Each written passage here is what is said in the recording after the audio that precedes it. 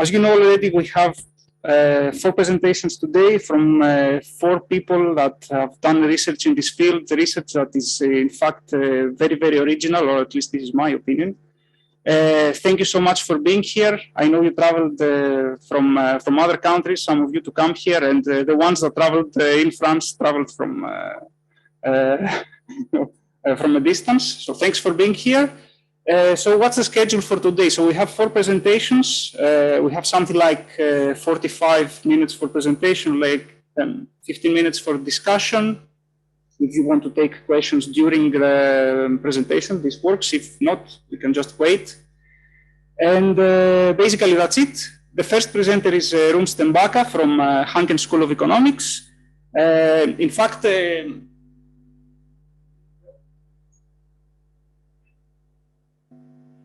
so Professor Stembaka is one of the people that I will not talk about your previous research. I will just talk about the stuff that you have done in this field, which is pretty impressive if you ask me, in the sense that you started working on this very early, I think.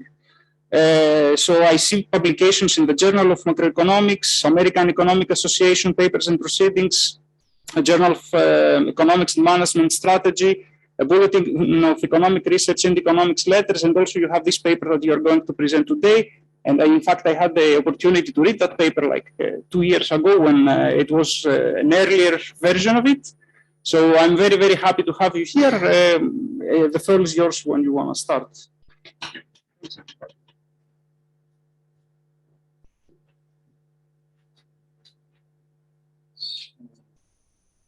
Yes, so the point that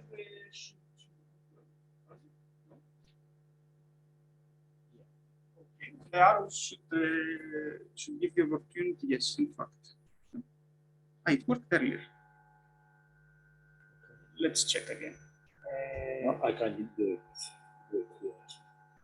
No, okay. Now it works. Here you are. Okay. Okay, so let me start by thanking Dimitrios for kindly organizing this workshop. I think it's a very interesting and homogeneous set of papers on a topical issue, and at least I look forward to learning about all the 4 papers we will hear.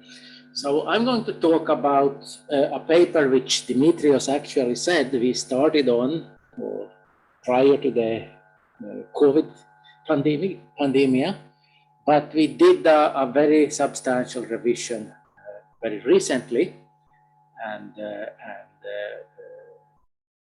it's still ongoing work. And it's together with Gert van Moor, who is an assistant professor at Hanken School of Economics in Helsinki. So overlapping ownership is, we use that terminology to capture either cross-ownership, where we have firms owning a minority share in a rival belonging to the same industry. So for example, Bridgestone owns 10–15% in Nokia tires, as an example. Or we have common ownership, which I think is the perhaps more interesting type of overlapping ownership recently, whereby we have a third party, typically an institutional investor, owning equity shares in many firms belonging to the same relevant market.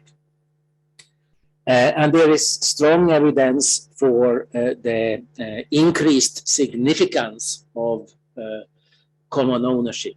And I think that all people here, almost, or a majority, seem to have worked in this field. So I think I don't need to go into details in that respect.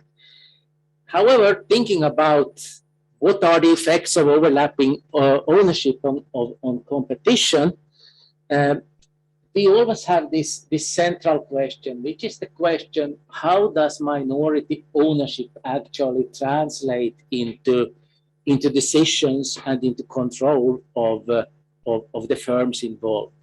Is it just a reflection of financial investments?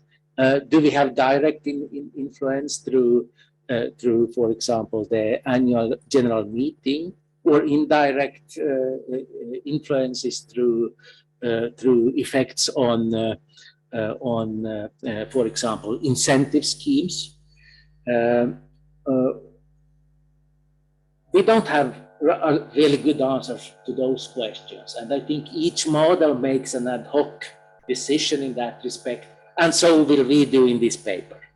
And in this paper, we will focus in particular on the effects of overlapping ownership on investments in innovation, and more precisely product innovation. So if we just take a very brief overview of the background to this literature, I think the central theoretical foundation is the O'Brien-Salop paper, which is a static model with the main feature of actually incorporating the effect of how overlapping ownership or cross-ownership actually make firms internalize effects on rival firms. And then I think this literature took off largely due to the influential contributions with which José Azar and various co-authors, in particular the Journal of Finance article, which presented empirical support for a causal link between common ownership concentration and consumer prices by looking at effects on prices on selected airline routes in the United States. And this was apparently a very controversial contribution with this fairly surprising feature that it was published in Journal of Finance. So it appears that the finance community, by and large, have a fairly hard time to accept the basic hypothesis according to which common ownership or cross ownership would create strategic effects. So we have some work to do still in our profession to actually get a higher degree of recognition also from the finance community. In this study, we are now looking at the question, what's the effect of overlapping ownership on the incentives of firms to invest in product innovation? And we look at some welfare effects associated with that question. And we do this by applying a two-stage framework where in the long run firms make explicit investments in product innovation. In the short run, we capture in reduced form product market decisions. The main intuition actually is an interplay between two counteracting effects. We have on the one hand a business eroding effect whereby overlapping ownership reduces product innovation because it raises the propensity to internalize successful innovation. That successful innovation steals business from the rival. So in other words, if the rival has a monopoly position, by being successful in innovation, you shift market structure to a duopoly that steals business from your rival, and that business stealing is stronger the higher is the degree of overlapping ownership. That's the intuition in the business eroding effect.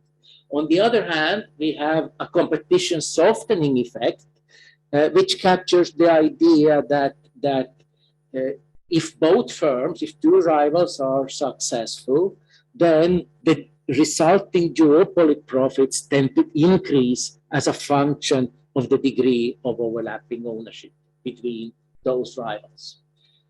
And what we do in this paper is that we present a general characterization, essentially saying that higher degree of overlapping ownership doesn't induce an investment expansion unless the second effect, in other words, unless the competition softening effect is sufficiently strong.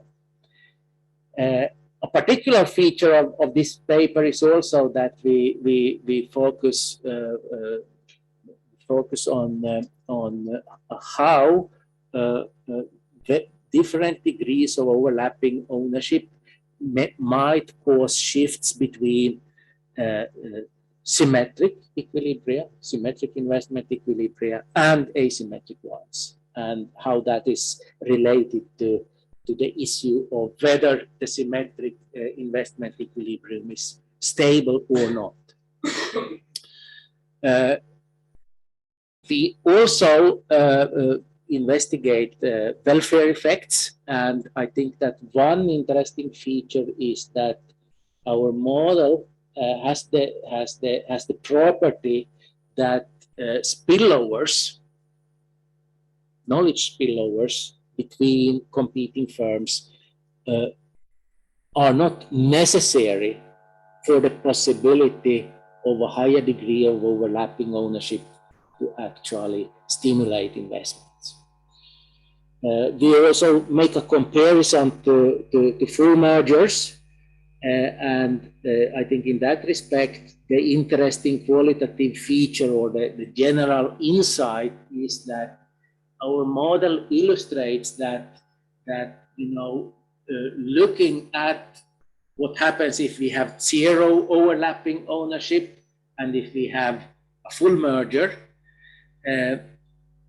that's not enough in the sense that the investments associated with limited degrees of overlapping ownership are not a weighted average of those outcomes, but a lot of interesting action seems to take place when increasing the degree of overlapping ownership.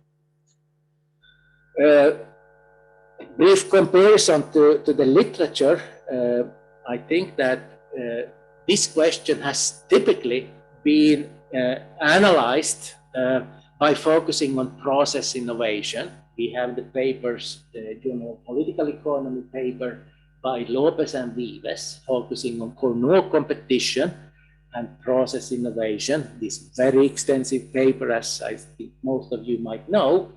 But the interesting feature in that paper is that they demonstrate that overlapping ownership indeed may stimulate investments in process innovation, but that takes place once there are spillovers. Once innovation effort by one competitor actually with a sufficiently high probability benefits the rival. So it focuses on what we could call output spillovers.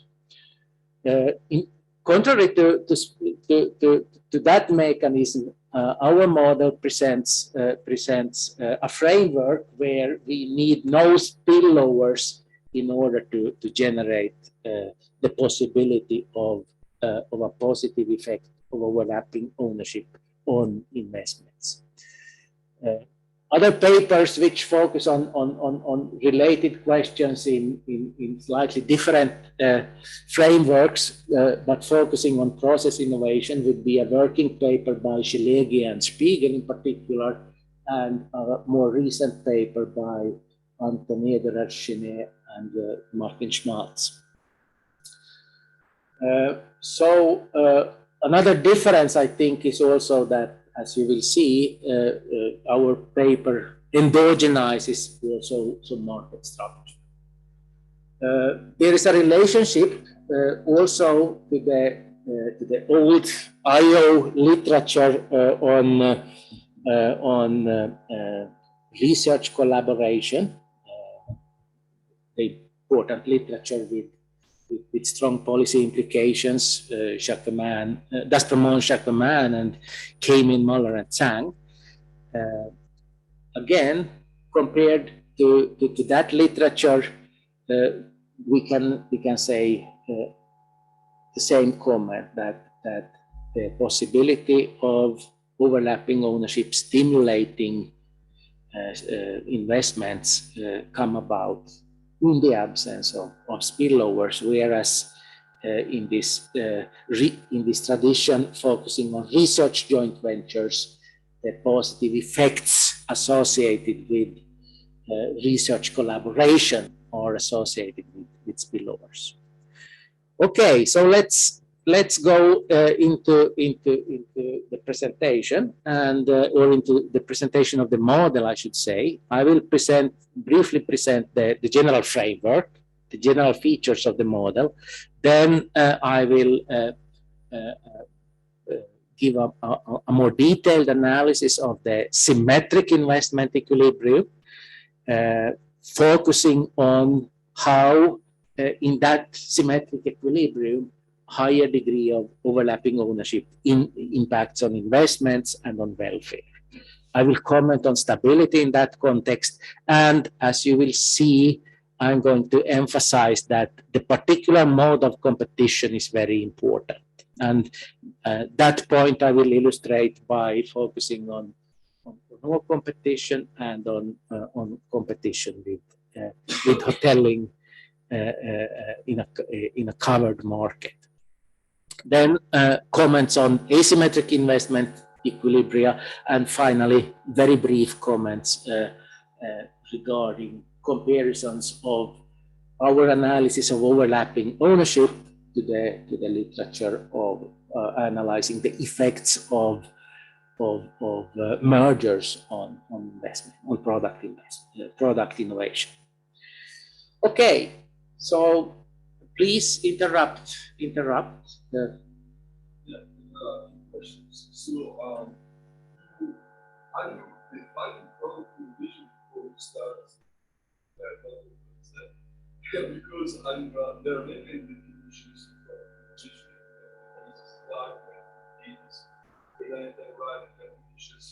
Yes. And you have disruptive innovation, which does not require any investments, and you have strategies that require. Yes. Yes. Sorry. Yes. So I was wondering whether there is a clear. Yeah. Thank you. Let me answer your question in 2 minutes. I proceed so that I can address your question. Thank you. Yeah. So we operate with an objective function. According to which the objective function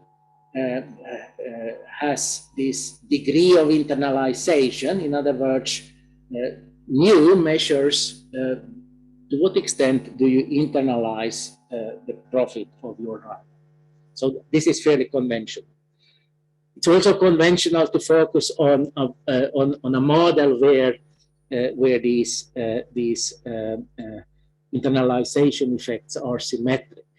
I think in the real world, we do see very often asymmetric cross-ownership, for example, which says that it would be very interesting with asymmetries with respect to the news, but that we do not focus on. We have thought about it a lot, but we haven't quite done anything in that respect.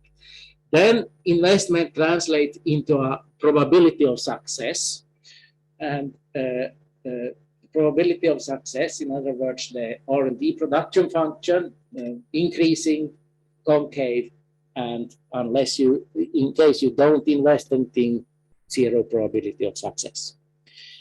So I think now I come to address your question. So there will be 4 possibilities. No firm succeed. Only A succeeds, which happens with probability fxa times 1 minus fxb. The other asymmetric one, and the possibility that both succeed. Now, you could interpret this, of course, also in a different way. You could say that what we are really analyzing is now what's the effect on entry. So this is really an entry decision. We are making an assumption here that there is no old or incumbent technology. I think it would be a very interesting thing to actually to actually allow for the presence of one incumbent technology. But if you allow for the presence of an incumbent technology, then you have to take a stand on the following question. Is the new innovation then drastic, or is it non-drastic? In other words, will the old technology survive? If the old technology survive, you can see that then you are going to have very many outcomes. You are going to have the outcome. What's the outcome if both succeed and the associated duopoly? You will have the asymmetric outcomes. Dimitrios succeed, I don't succeed. He has a high payoff, I have a low payoff, and the opposite one, and so on. So once you allow for the existence of an old technology, you will also have to address the question of whether it's drastic or not. Let me say one thing, and this is why I really like your comment. It may be that, and we are a little bit unsure about this, are our results, you will see that we get radically different results for Cornell or for hotelling. Is the mode of production really the driving force behind the effect we identify, or compared to Lopez and Vives, or is the underlying source of the difference in results the fact that they focus on process innovation where the process innovation is really non-drastic? So for that reason, I think this is a very nice question, and we have simply not quite progressed that far in the analysis. So we just have said that there is no old technology. So this is like, what would be a good example? A good example would be a pharmaceutical innovation. We have no old drug, and the innovation is about whether to develop a new drug, to succeed in finding a new drug or not. After all, this is the central feature of innovation. I mean, very often process innovation is from a long-term perspective, much more marginal. So from the perspective of long-term growth or long-term welfare, the process innovations are important. Okay, hope it addressed your question. Okay, so the duopoly profit, we have a reduced form of that. So there is a function delta telling us what's the duopoly profit relative to monopoly profit.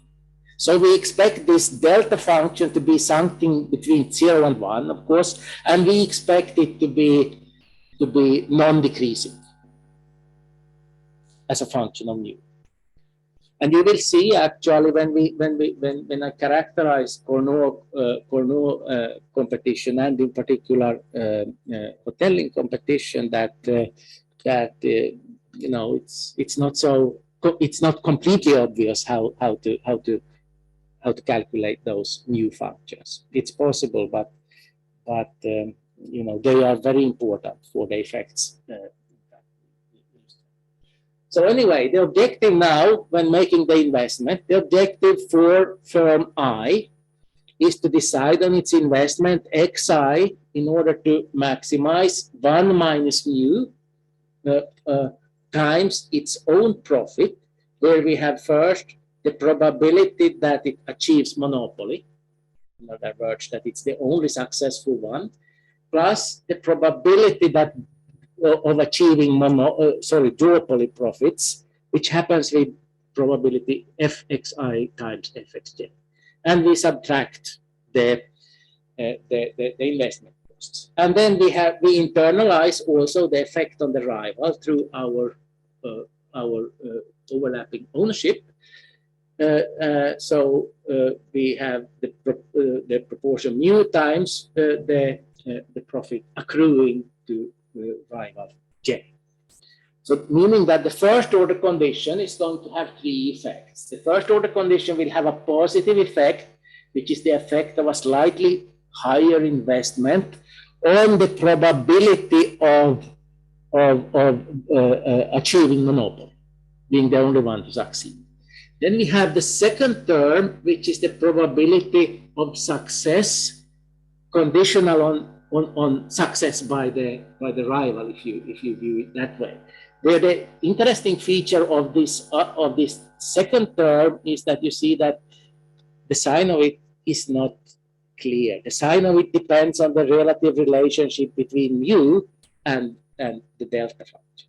So, in other words, this is really the underlying source of why we have this tension between business erosion and, on the other hand, the competition softening. And then we have the investment costs.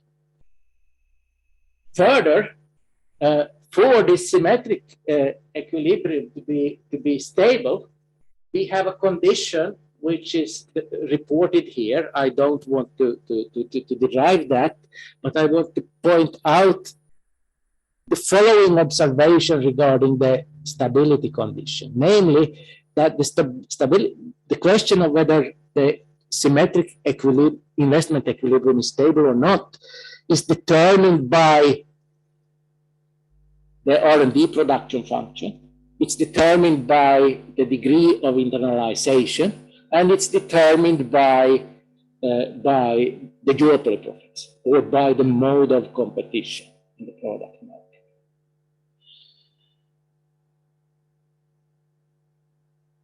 On the general level, it turns out to be the case that when we analyze the symmetric investment equilibrium, and in particular, when we analyze the symmetric investment equilibrium by asking how does a higher degree of common ownership or a higher degree of overlapping ownership impact on investments, it turns out that the decisive condition is the condition which is the derivative of this delta function divided by 1 minus delta, and the question of whether that ratio exceeds 1 over 1 minus mu or not. If we have this sign of the inequality, then actually an increased mu will reduce investments. Whereas if this inequality is reversed, we interpret that to mean that there is substantial relaxation of product market competition by overlapping ownership, then we will have actually that overlapping ownership stimulates investments. Yes, thanks. We would very much like to be able to interpret this ratio more in detail. You see, you tend to recognize that it looks like a hazard ratio. But what does a hazard ratio mean in this context? Well, if you, for example, if you had a different interpretation of the model, if you had the interpretation of the model that it would capture what's the probability of achieving collusion or not, then it would be very natural to interpret it as a hazard ratio. But the general modes of competition in the product market, we are kind of struggling how to really make an economic interpretation of this delta prime divided by 1 minus delta. But that's the general condition, and for that reason it is interesting. Then, in order to actually say you remember, if I go back, when I characterized the question of whether we have stability or not, I said it's determined by quite a complicated inequality. If we make the assumption that this R&D production function has a constant hazard rate, in other words, if we make the assumption that the R&D production function looks like this, the negative exponential, or the Poisson type of the Poisson distribution, then we will have the simple stability condition. It all boils down to a question of whether mu or delta is large. So stability requires that mu is smaller than delta, meaning that stability requires that there has to be sufficiently strong incentives to succeed if the rival succeeds.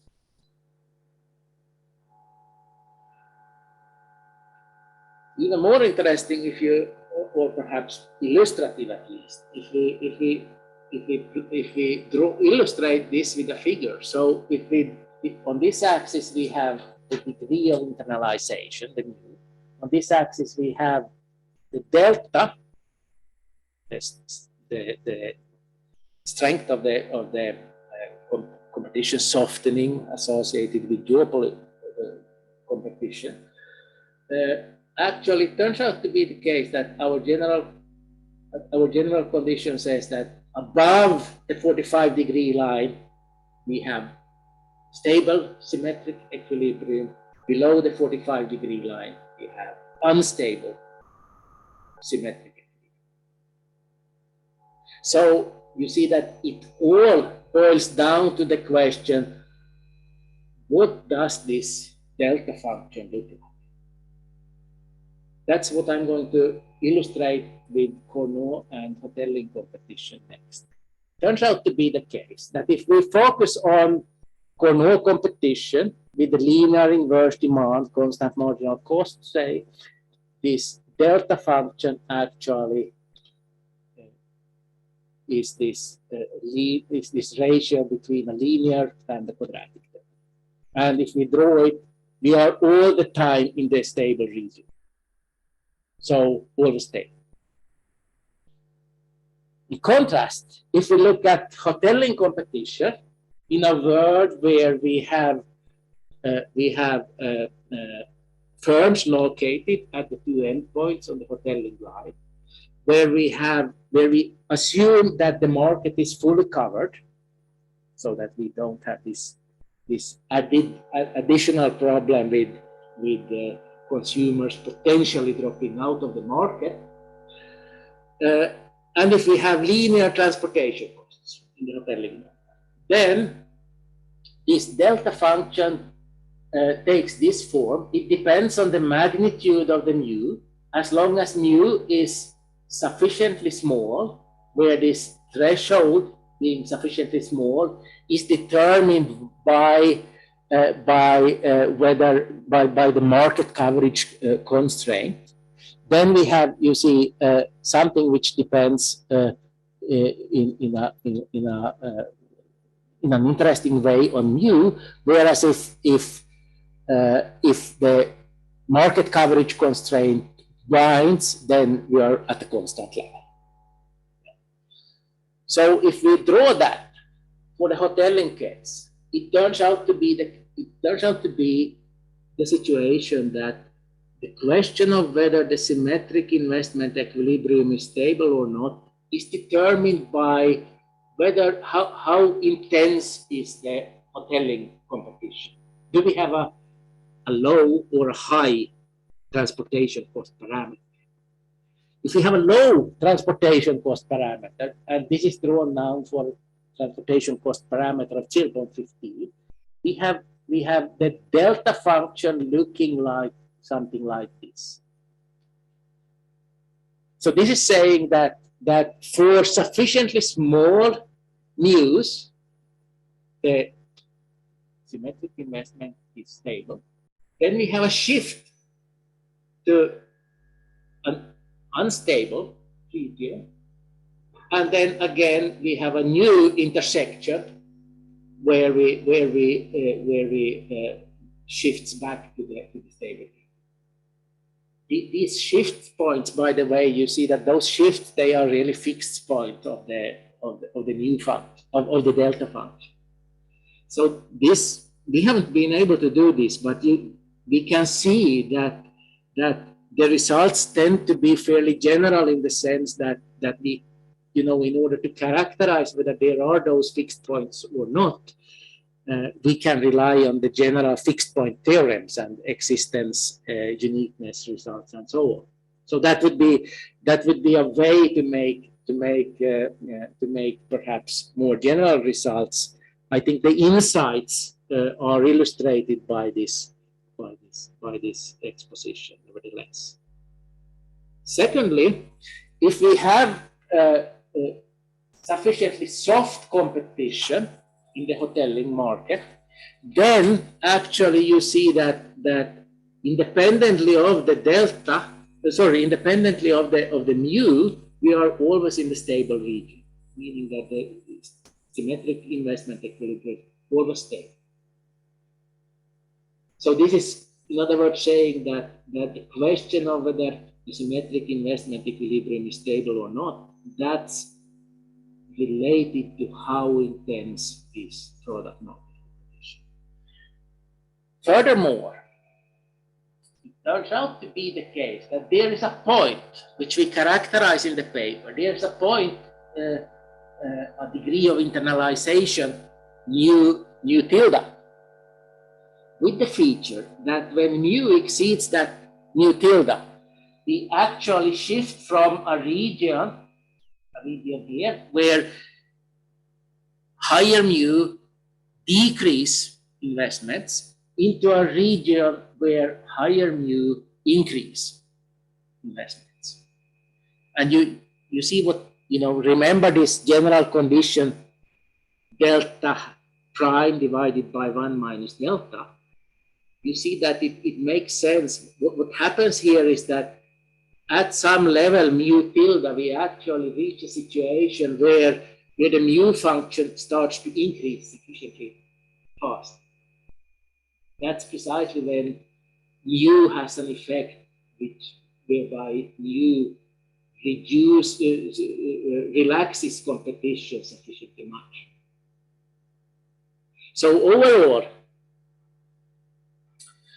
we have this feature now that, if I summarize based on that illustrative figure, a higher degree of overlapping ownership, it tends to always decrease the symmetric equilibrium investments with more competition, whereas if we have hoteling competition, it initially decreases investments until we reach this mu tilde.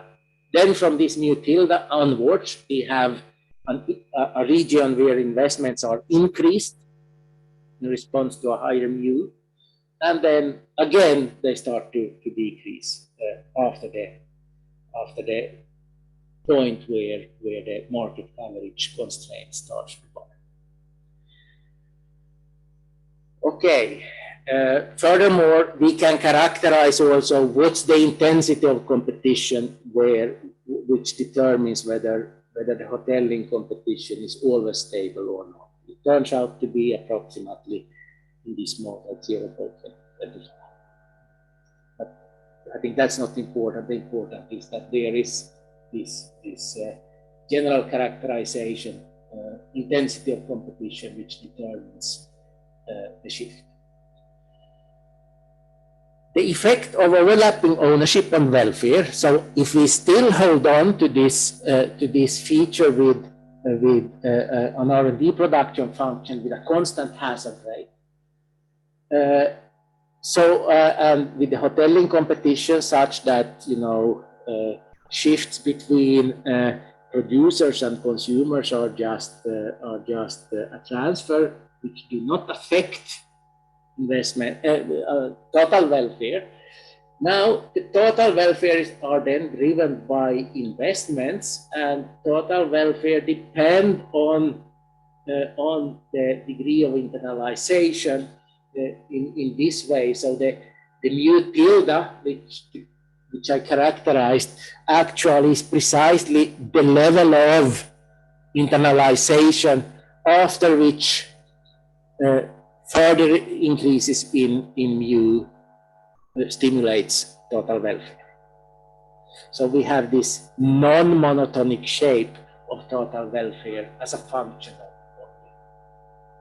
And of course, we tend then to say that what is particularly interesting is precisely this increasing segment.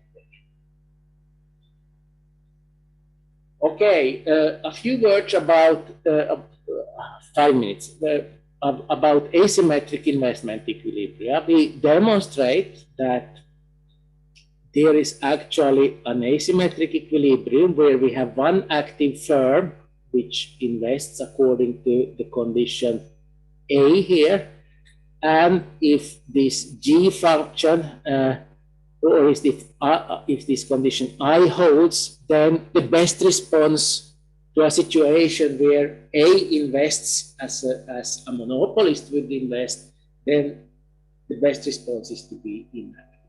And what we show is that, in fact, there are these corner solutions. In these corner solutions, the investment volume, as you see, is actually then completely independent of mu. And furthermore, these asymmetric investment equilibria turns out to take place precisely when we reach this medium of instability. So once we have an unstable symmetric equilibrium, for those configurations, there exists this asymmetric equilibrium, where one of the firms invests, the other does not, and the one firm which invests an amount which is independent, invariant to mu. If one looks at total welfare, and now this is for referring to the earlier figure, total welfare then has this feature that total welfare is constant in this segment where the symmetric equilibrium is unstable, where we have the asymmetric equilibrium, and you see that when we have the symmetric equilibria, total welfare is high. Finally, three more minutes to finalize. Comment about the relationship to the effect of mergers with product innovation. What we essentially demonstrate is this, I think I make it short, what we essentially demonstrate is that with Cournot competition, then investments monotonically decrease as we increase mu, and monotonically decrease in such a way that they approach what a merger would invest as mu approaches 1/2, and it starts from a level where mu is equal to 0. In contrast, if we have hoteling competition, it turns out to be the case that the investment is invariant between 0 overlapping ownership and a merger, and what happens in between is something that is non-monotonic in light with the non-monotonic functions I have presented. So one is tempted on a general level to think that, well, if we have overlapping ownership, then presumably it's just a weighted average of what would be the investment with 0 overlapping investment, with normal non-cooperative competition, and the outcome with a full merger. What we see is that things happen, and things of two characters happen. On the one hand, we have this non-monotonicity in the symmetric investment equilibrium, and on top of that, we have this shift between symmetric and asymmetric.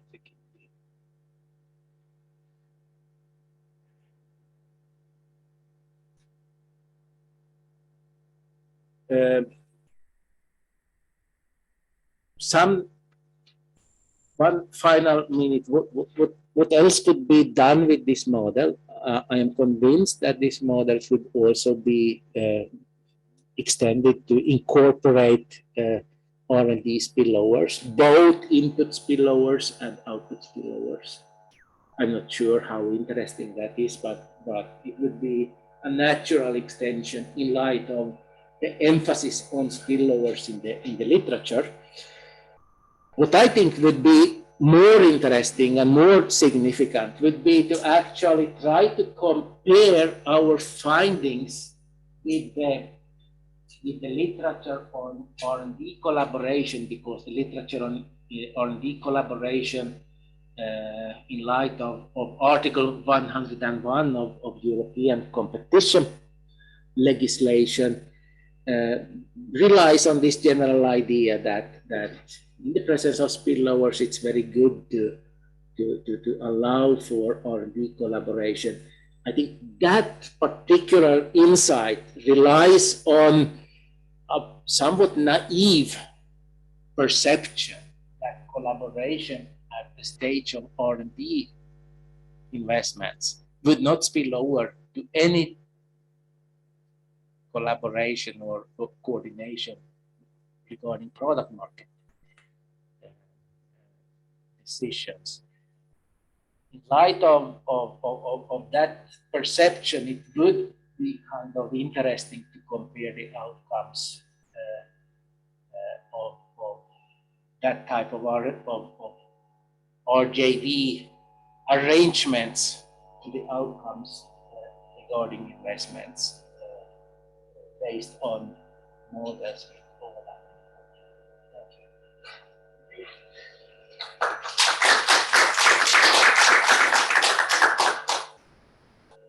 So we do have time for questions. The microphone's over there if you need it.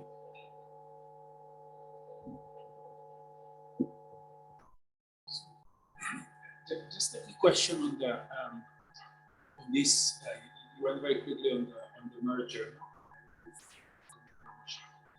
or overlapping knowledge. So in all your pictures, it seemed that mostly the merger case seemed to be even better or even higher up than anything in the future. I was wondering whether it is back to the idea. I mean, I guess the extremes are these classical ideas whether more competition is better for innovation. So I was wondering whether the assumptions you are making push you to essentially have this effect that with less competition, innovation increases, which is one of the possibilities. So I was wondering whether you cover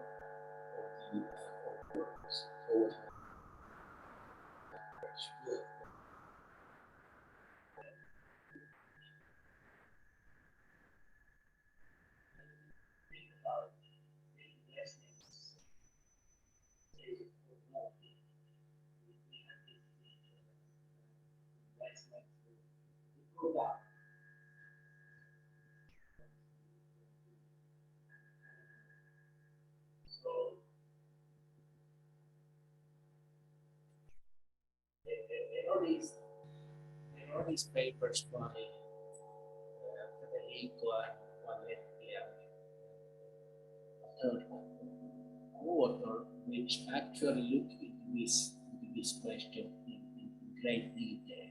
And, I think our contribution to that literature is just that we look at what happens in between. I do not think that we are in conflict with their result.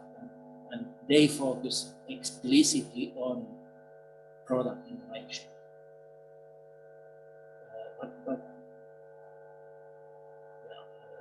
think that depending on perhaps on the reproduction function and so on, the question of how does investment look like in the absolutely non-cooperative competition, how does it look like in the full merger? That's a question which relies on what we assume regarding the F function.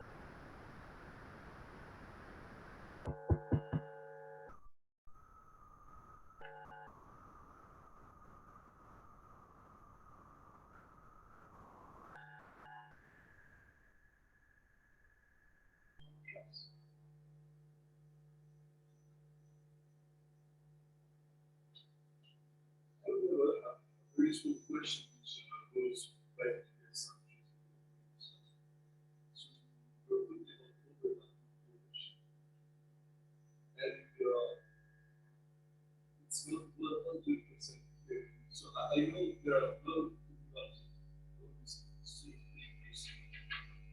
about minority resources. So I'm thinking like a situation where there's large companies in and one common owner which owns 5% in one and 5% in the other one. Where you think to a more like realistic situation where you have like funds. You have this very weird situations where you have 10 investors. Because yeah, honestly I had a little bit of problem with food organization. I signed a contract and I didn't accept where individual number potential complex of different financial investors.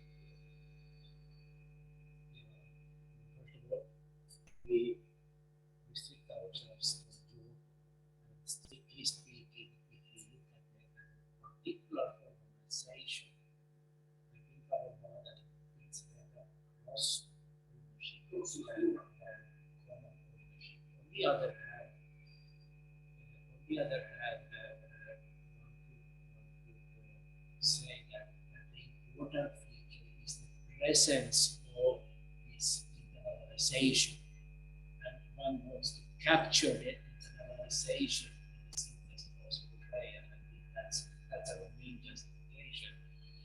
Another feature is that when you think about common ownership and shares of common ownership in the real world, you look at the common ownership or the ownership shares by BlackRock or Vanguard or whatever, typically something in the order of magnitude between 3 and 10% or something like that.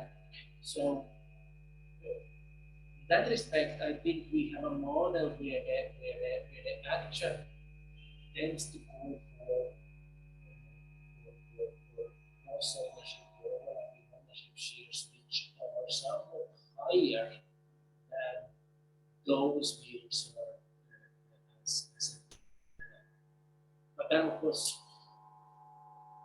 this is not a model which is advocating to be capturing realistic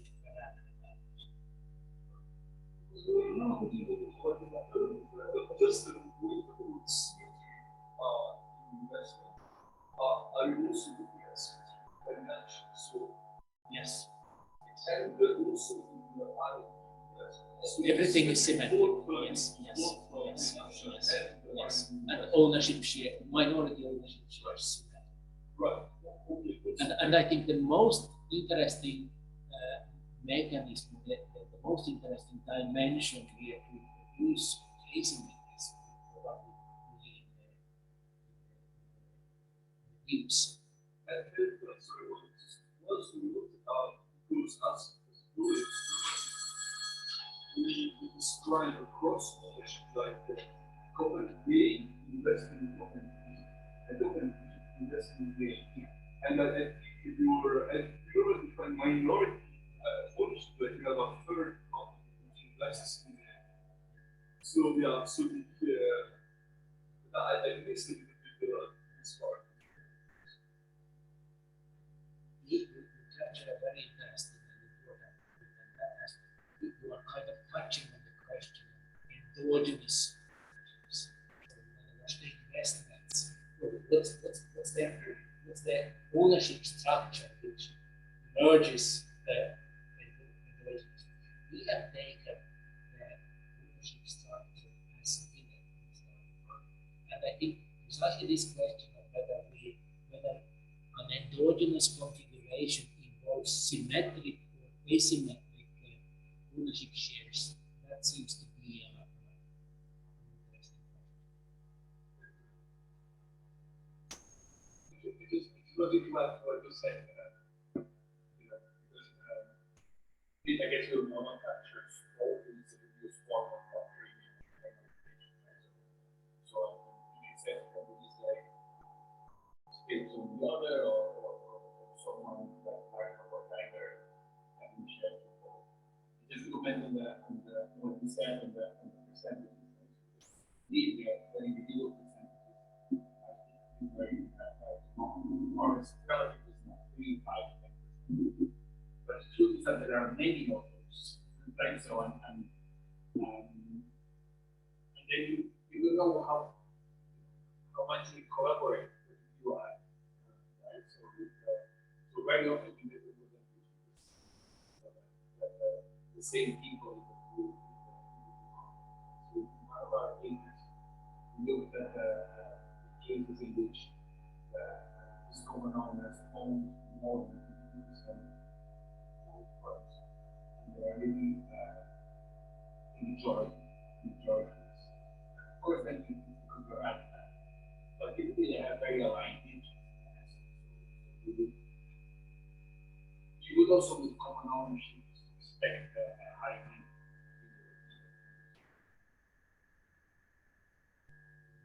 There is a country with fairly significant ownership of major investment funds, and that's Sweden, where you have players like Investor, Industrivärden, and so on, and they hold ownership shares 20% or even more. Furthermore, it's an interesting country to look at from this perspective also because there are differentiated share series. So not only do they have 20% ownership, but voting rights would be far beyond.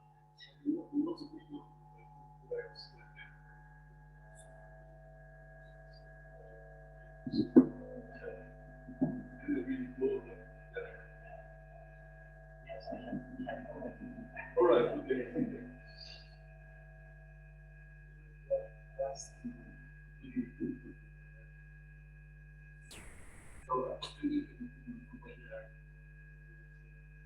Another maybe like that. About which kind of innovation you would want to. So there is a empirical paper that is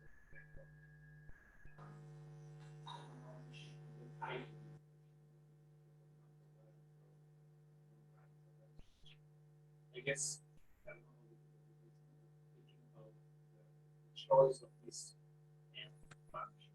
For example, more risk or less risk when you have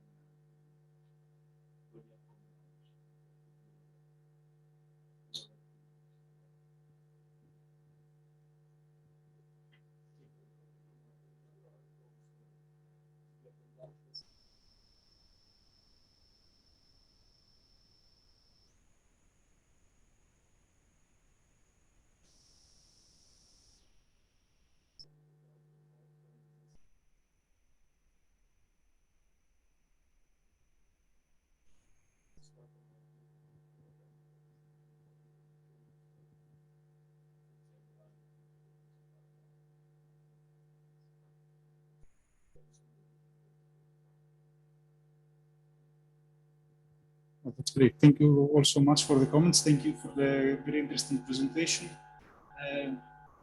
We were a bit late in the beginning, so I think we should move on to the next one. We continue with Yorgos from the University of Crete. Yorgos is an associate professor there, and he's also the chair in the department. He has worked with other people in the University of Crete and generally back home in Greece, discussing. Two slides will be the next one. So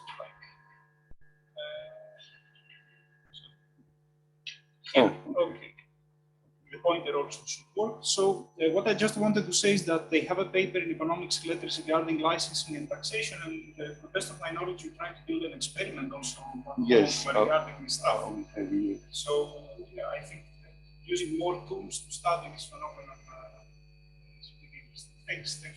Thank you for inviting me to this workshop, Dimitri. Let me say three things. First of all, most likely I'm the only guy who has done much work on this area. the only paper I'm working is on cross ownership under licensing taxation. That's my first so far paper in this area. So I'm here to learn, basically. And the other thing is that I will be a little bit brief. I won't spend the 45 minutes, most likely. Okay, yes. It is a project that started a couple of years ago with Stefanos Leonardos, who is at Singapore University of Technology and Design, Manolis Petrakis, Panagiotis Kartados, and myself, who are all in the University of Crete. It is, at least for me, I'm just learning this area. What is the idea of the paper? Okay, we have two kinds of ownership. They already mentioned in the previous talk. We have cross ownership. We call it, some papers call it, and we call it partial ownership, where firms, can you take out this, the screen on the right? Yes, and do what? Oh, I can move it. I can just. Yes, okay, I can move it. Yes. Okay. So, cross ownership, where a firm in an industry owns a non-controlling part of the shares of a rival or of rivals. Common ownership, where some outside entity, a financial company, owns shares in different firms inside an industry. The basic thing is that in simple models of common ownership or of cross ownership, common ownership leads to reduction of social welfare. The reason is obvious. When you own a part of your rival, when you choose your market variable, quantity or price, you internalize the effect that you own, but you affect your rival, from which you get some profit. So you are less aggressive in the product market or in the pricing decisions. So basically, common ownership, cross ownership has negative welfare effects. Of course, there are models where they build, as we saw just one of these models, where you build other elements inside the models, and then common ownership or cross ownership has a second effect. On top of having a collusive effect, as we said before, common ownership or cross ownership might affect the incentives for R&D investment. We just saw one presentation 5 minutes ago. Or it could simulate cost-reducing investment, or it could give incentives for transfer of product innovations.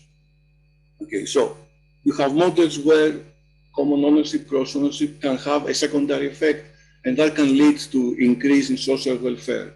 This is where we try to enter this with our paper.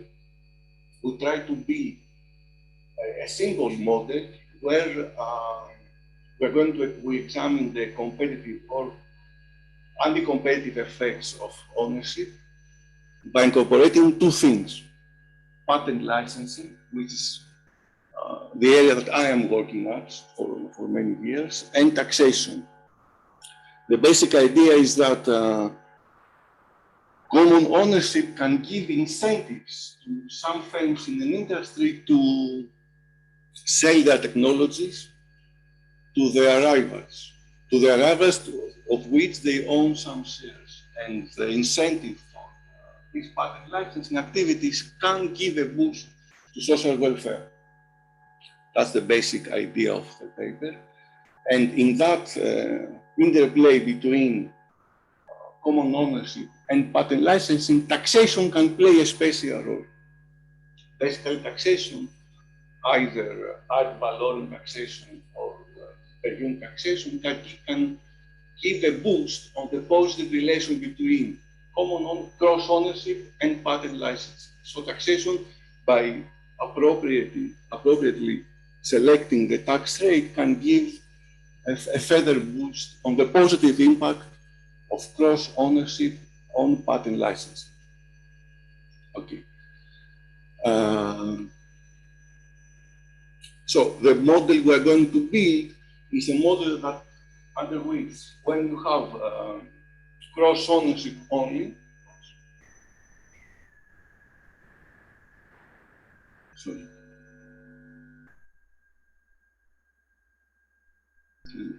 Okay.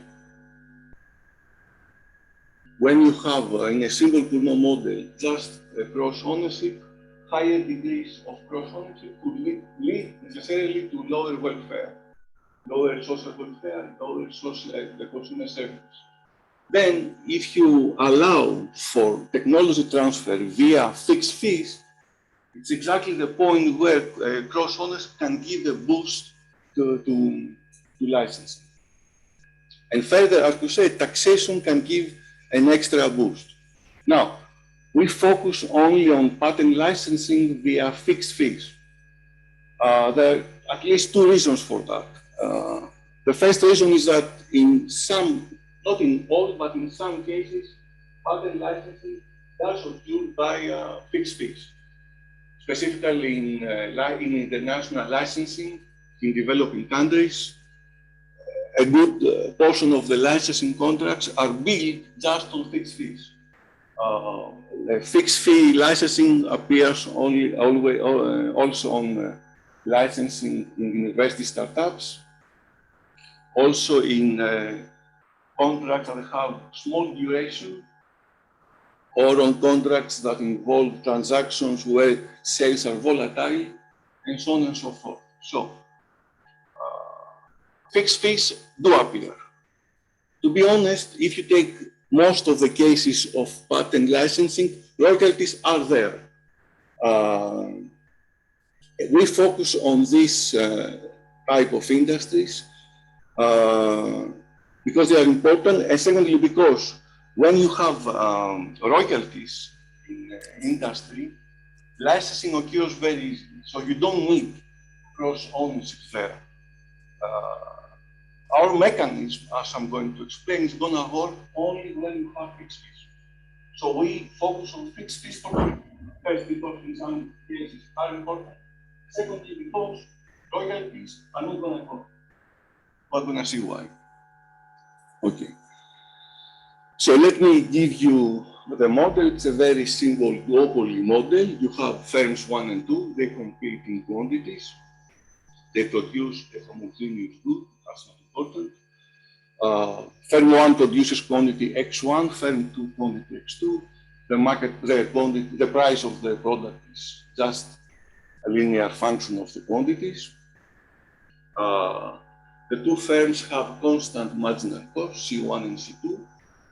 Their market profits are pi 1 and pi 2.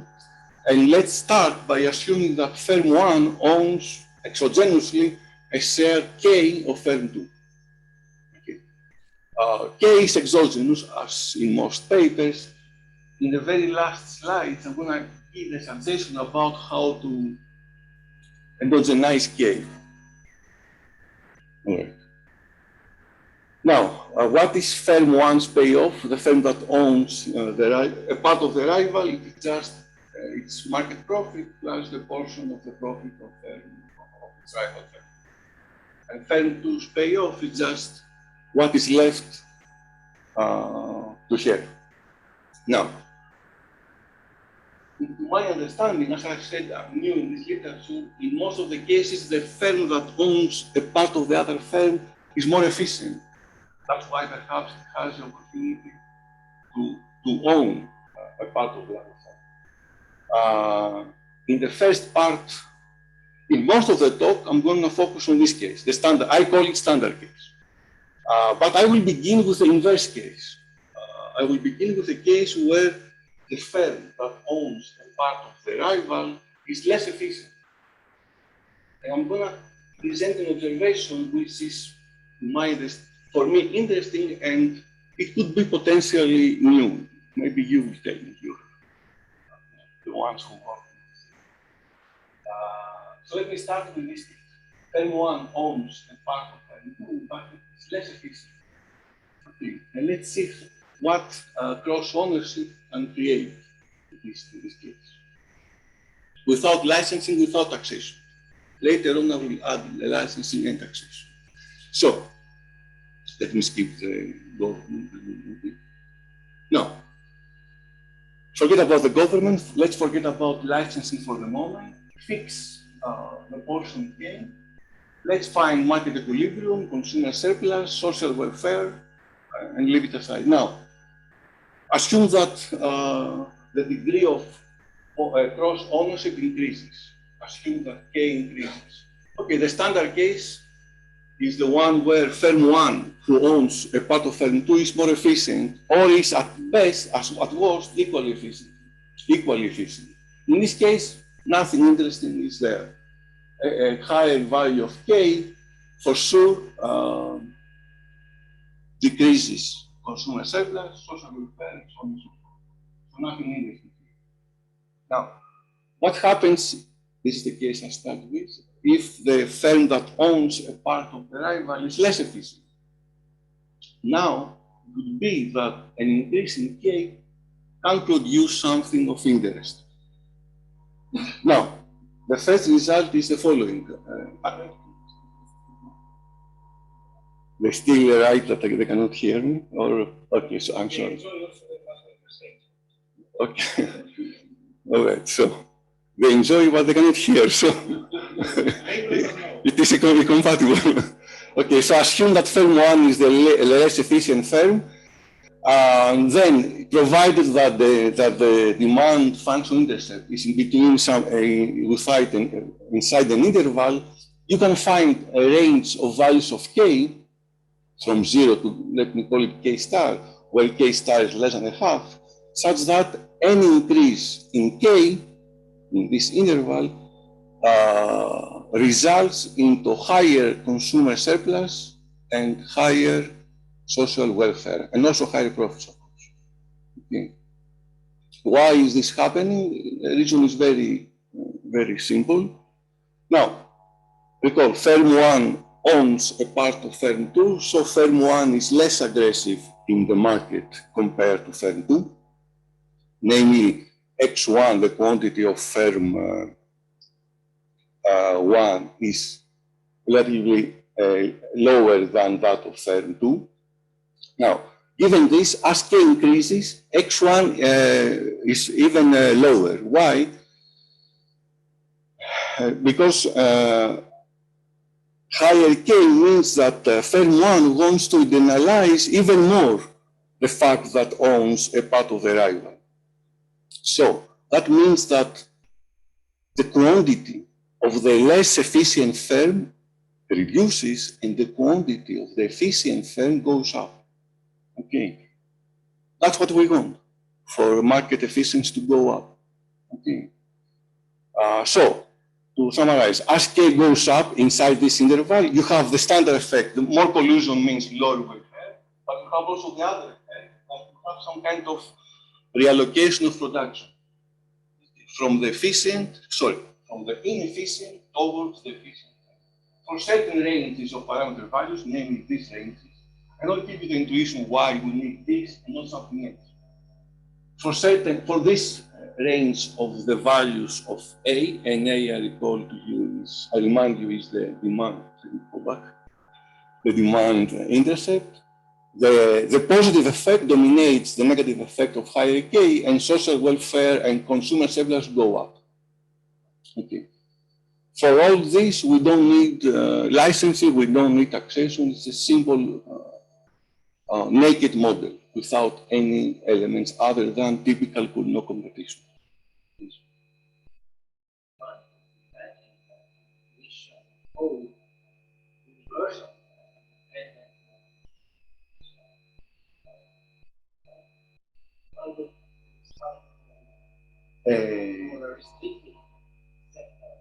Because you have the following, you have asymmetric firms.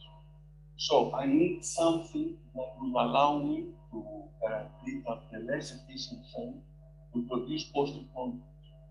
And for that, I need some distinctions on them. A has to be sufficiently large so that the less efficient firm produces positive amount in equilibrium. That's one reason why I need some restrictions. The problem is not that the logic does not go through for other values of A, but it means that something goes to zero. For example, the quantity of the less efficient. It has nothing to do with the effect of higher cross honors. Now, similar results could hold when each firm owns a share in the other firm.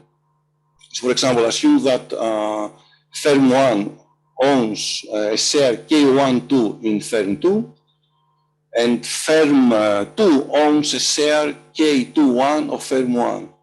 Okay. If I redo what I did before when only firm 1 owned a part of firm 2, and I redo the calculations under, again, a linear demand and different marginal cost, I will get something unsurprisingly now similar. First of all, if you have symmetry, then any increase in any of the parameters Kij have no interesting implications, namely an increase in Kij, irrespective of what I is, irrespective of what J is, always reduces consumer surplus, social welfare.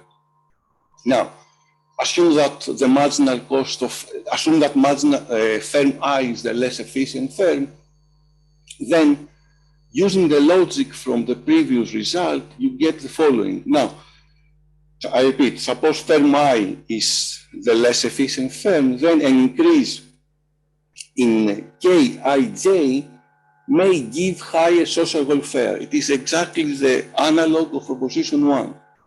Recall that Kij is the portion that firm I has in firm J. So an increase in that share will reduce the quantity of firm I, the less efficient firm, and the logic of proposition 1 will repeat. Okay.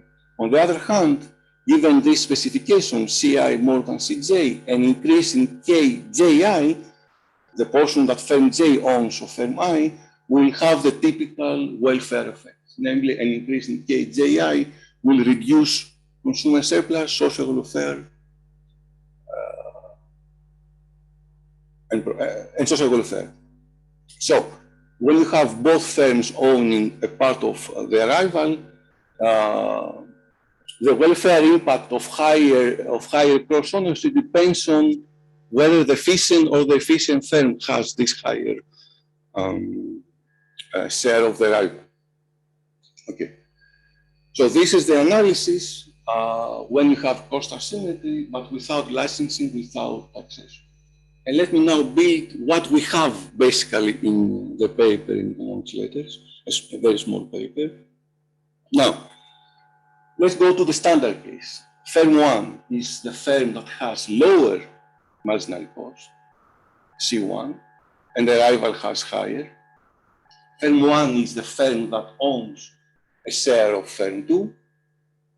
The marginal cost difference is non-drastic in the sense that firm 2 survives in the market even without the new technology, the superior technology. Okay. We're going to examine licensing from firm 1 to firm 2.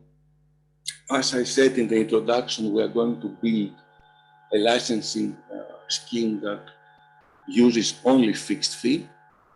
Okay. So we're going to exclude royalties or two-part tariff policies. By two-part tariff, I mean a combination of fixed fees and royalties. Let me repeat what I said in the introduction. We do this because first, as we said, in some industries, in some cases, fixed fees are the main licensing policy tool. But also, the other reason is that under any policy scheme, any licensing policy scheme that uses royalty, either only royalty or royalty within a two-part tariff policy scheme, is not going to give us anything. Why? Because when you have licensing in a market where the licensor is an incumbent firm, by using a royalty policy or a two-part tariff policy that has some royalty, then licensing always occurs. We don't need any. So a higher K or a lower K will play no role under royalties. So let me exclude this. It is not of interest for us. Somebody who works on licensing will tell me, oh, now you are doing something not nice, because many of the actual licensing contracts in industries where the innovator is, the licensor is an incumbent firm, do use at least some part they do use some royalties, but we will exclude. Okay. Okay, so let me focus only on fixed fee policies. Now, under a fixed fee policy, what is the payoff of the licensor? It is her market profit by 1 plus the fee it receives from firm 2 if licensing takes place, plus the portion of the profits that are left after licensing. And for firm 2, the profit is, the final payoff is this. Now, I'm going to ask where we have assumed for simplicity that firm 1 has all the bargaining power in the licensing negotiations. Basically, if that is true, firm 1 can fully extract any surplus left if it sells its technology to firm 2. Namely, the fee that firm 1 will set is equal to the difference of the market profit of firm 2 with the new technology minus this. This is the profit of firm 2 without the superior technology. So all the surplus, under the assumption that firm 1 has all the bargaining power, goes to firm 1. This has nothing to do with K. If you want the fees, it has nothing to do with that. Okay. Okay. In this simple Cournot model, if licensing occurs under a fixed fee, for sure it will improve social welfare. Well, when are we going to see licensing under fixed fee? Given that firm 1 charges this amount, firm 2 is indifferent between receiving the new technology or not, so firm 2 in equilibrium will accept the fee. Now, firm 1, given that F is the previous, is this amount here, firm 1 will prefer to license the technology to firm 2 if this inequality holds. This one, as we said, is the profit, the final payoff of firm 1 if licensing takes place, as we said before. And this is the profit, the total payoff of firm 1 under no licensing. Okay. It is a simple gross ownership formula for the profit when licensing does not occur. Okay. Now, sure.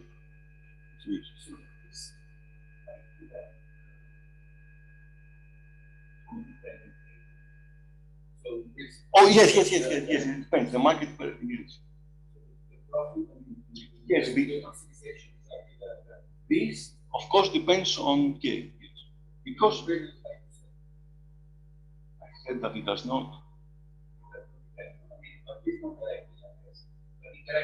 It depends. Or not in my, it does depend. Because this is the market, the equilibrium profit of firm 2 without licensing, but under the assumption that some K is there.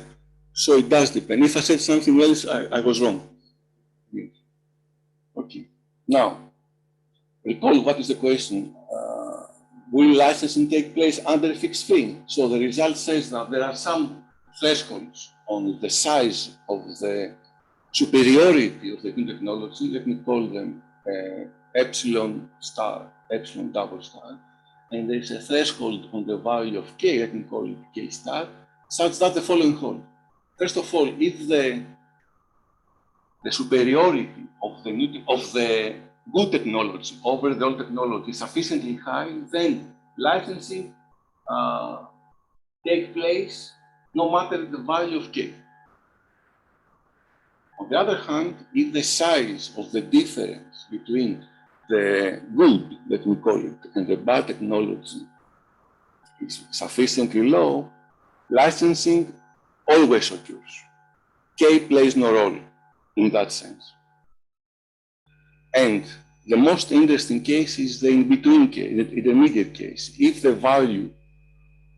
the difference between the good and the bad technologies in the intermediate range of values, then K plays a direct role. Licensing occurs for sufficiently high values of K, and it does not occur for all other values of K. Further, the last thing is that the licensing fee, the F fee, is increasing in K. Okay, let's see why the first two parts of the proposition hold.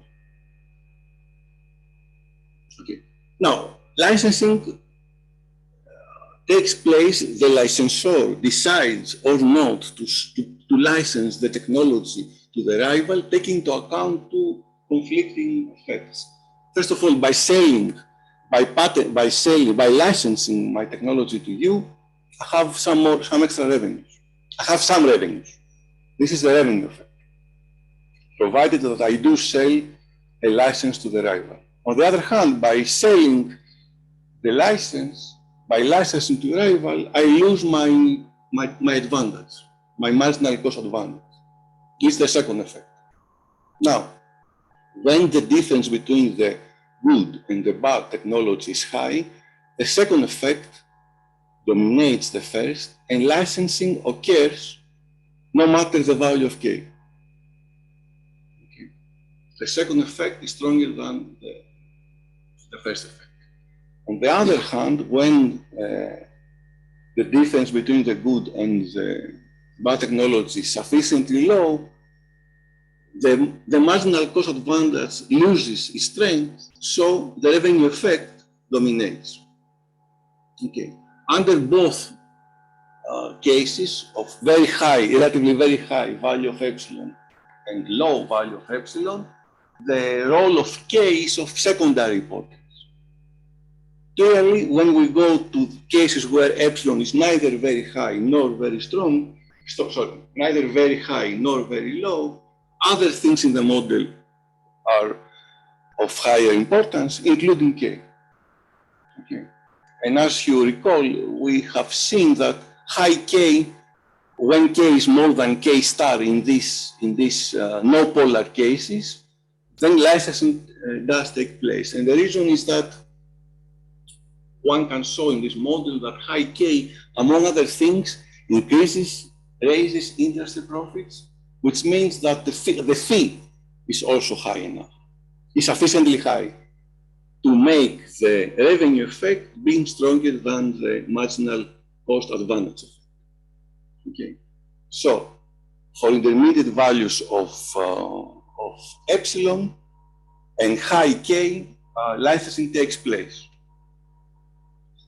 So that's what we wanted. We wanted to see conditions under which a higher value of K results into higher social welfare and higher consumer surplus. And that happens when K jumps from K less than K star to a value of K above K star. Okay. Now, if K, I said I will be brief, but it was wrong. Okay, so only when we jump from something less than K star to something above K star do we get a higher value for consumer surplus and social welfare. Okay, if K increases from K below K star to another value of K again below K star, or the other way. If K increases from something above K star to something else again above K star, these changes do not produce positive welfare effects. They produce a standard negative welfare effects. It is only when we have this jump that we get what we wanted, higher consumer surplus, higher social welfare. Okay. And now, I hope the intuition is clear. To that, Let me now add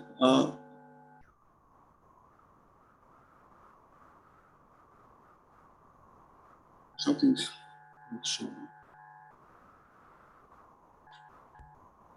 Anyway, it doesn't matter. Let me add now the government. Don't forget that we said we have two forces in the paper, besides cross ownership, licensing, and taxation.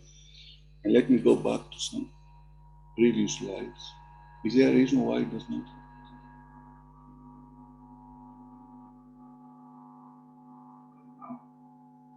No? Escape. No, how can I go back to full view? Now it will work. Okay. Let me stick to one government policy. Okay. You can either have per unit taxation or ad valorem taxation. Let me stick into that, where the ad valorem tax rate is T, which means that the net payoff of firm 1 is this one, and the net payoff of firm 2 is this one here. Here are the formulas without licensing. To this we can add and subtract the fixed fee. Now, let's see how the incorporation of ad valorem taxation gives us a small twist.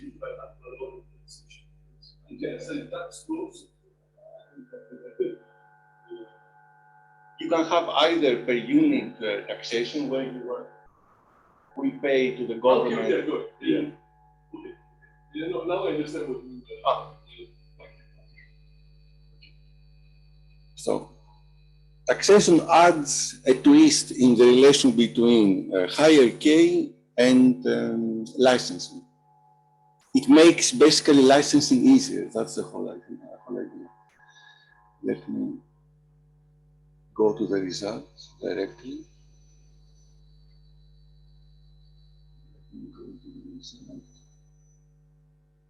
Okay. If you recall the previous proposition, how many minutes do you have? 10, let's say. You recall that we had some thresholds on the value of epsilon and on the value of K. Basically, the same threshold, not the same threshold, similar thresholds exist under taxation, but now they are just indexed parameterized by the rate, by the ad valorem tax rate. Recall from before, if epsilon was sufficiently high, we had no licensing irrespective of K. The same thing applies now, but the threshold depends on the parameter T. On the other hand, if epsilon is less than a value, let me call it epsilon double star of T, licensing always occurs. It is the analog of proposition 2.2. And again, we have the intermediate range of values of epsilon under which licensing occurs if and only if K is sufficiently high. The logic why these three things hold is similar to the logic under proposition 2, but now we have this parameter T that basically changes the thresholds. Let me only focus on one threshold. We have 1, 2, 3. I will only focus on this threshold, the threshold on K. Basically, one can show that the critical value above which, the critical value of K above which licensing occurs is a decreasing function of the parameter T. The higher the tax rate the government sets, the lower the value of KT. Okay, so the corollary is obvious. By appropriate selection of T, you can somehow ease the consequences of overlapping ownership exactly by lowering the critical value of K star. Okay. So again, the positive effect of higher cross ownership in the market takes place only when we have this discrete jump from something below K star we jump to something above K star. Only then do we get the positive effects of higher values of K on social welfare. Okay. Social welfare under taxation depends also on consumer surplus, firms' profits, of course, also revenues of the government. Now, in contrast to the previous case where an increase from something below K star to something above K star always increases consumer surplus and social welfare, here, because we have the tax revenues, we need some extra conditions on the values of the parameters so that this change in the value of K also raises the government revenues. We need something more. I haven't put in the slides, it's not so important. But you need something more to get higher social surplus and higher social welfare and higher government revenues. Okay. And now, instead of conclusions, if you allow me, I will present an idea of a model with endogenous shares. Because in the previous presentation, some question was raised about having endogenous the value of mu at that presentation. Let me present some potential extension without having solved the extension, because I couldn't solve it. And I don't know if the model is appropriate. So let me have a 2 by 2 by 2 model. Namely, we have our two firms in the market, firms 1 and 2 as before. We have two investors, call them I and J, and investors and firms play a two-stage game. So 2 times 2 times 2. Now, the two investors own all the shares of the two firms for simplicity.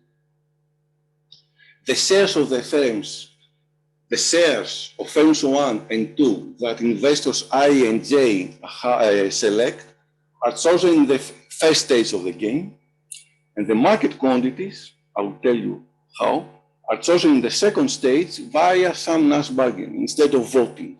Is there any size Indirectly, yes, because I'm going to give you a cost function for finding your capital to invest in the firm. So indirectly, yes, the higher the cost, the lower the cost, the higher the yes, but for the moment, it's a model without detail. It's instead of conclusions. I decided to put a suggested model to get feedback. Okay, so now by KI1, I denote the share of investor I in firm 1. By KI2, I denote the share of investor I in firm 2. Likewise for KJ1 and KJ2. The payoff on investor I is exactly this. The payoff of investor J is this. Okay. Now, as I said before, let me go backwards. The managers of the two firms choose quantities. No. From somebody who is, yes, it's the quantities of their production, of the product, yes, sorry, I should have elaborated. Okay. By backwards induction, the managers choose the quantities of their products, given what firms, what investors have chosen in stage 1. Okay. Now, I propose that the choice of quantities takes place via some mass bargaining procedure in the second stage as follows. Let me skip this. This is a NAS product. Now, the NAS product involves the payoff of investor I, which is by the previous slide, this one, times, of course, the payoff of investor J, and the bargaining weight of investor I is gamma. I'm going to tell you what it is. And hence, the bargaining weight of investor J is 1 minus gamma. Before going and selecting the quantities, what is gamma, what is 1 minus gamma, I'm going to make it somehow endogenous. So I propose something like that. basically the higher the share, it's a very simple formula. The higher the total share of investor I in the two firms, the higher her bargaining power. So I define the bargaining power of investor I by the ratio of the sum of her shares in the two firms over the sum of all shares in the two firms of the two investors. I call this gamma. Hence, the bargaining weight of investor J is 1 minus gamma. To define a nice bargaining game, you need, of course, the reservation utilities. I don't know what they are. Let me put them equal to 0 for the moment. Not for the moment, for the whole presentation. Given this, in stage 2, the managers of the two firms select X1 and X2 by maximizing this NAS product. Let me denote the choices, the quantities of the products in equilibrium by X1 as a function of all the shares of all the investors, X2 the quantity, the equilibrium, the chosen quantity in stage 2 of firm 2 given the shares of all investors, and then to make the choices, to make the KIJs endogenous, in stage 1, investors I and J select exactly these values by maximizing something. What is this something? This something?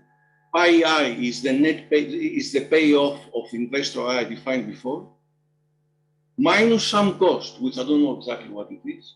The cost of yes. But the bargaining weight is a function of the size of the financial investment. Is the yes. Right. So you're assuming this is clear. It's to say, financial investment 5. Here it is. Bargaining weight 5. Well, it is. When you have financial investments, the progression of the bargaining weight is like depending on the rights that are, I guess, the jumps. You have jumps. Yes. So it's not The bargaining power in this simple formula of investor I is just a nonlinear function of its financial investments, if you will. Because KI1 plus KI2 is the investment that, if you want to call it like that, of investor I in firm 1 and 2. And here you have it also on the denominator. So it is a nonlinear function. If you want to call the shares as financial investment. Okay.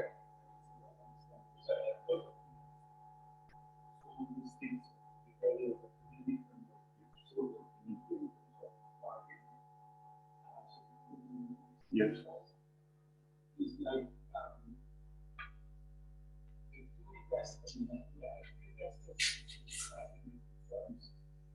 and they are the ones that make the decisions. They choose Essentially, it is a according to their preferences, the basis of the bargaining power. So I didn't see what I was saying.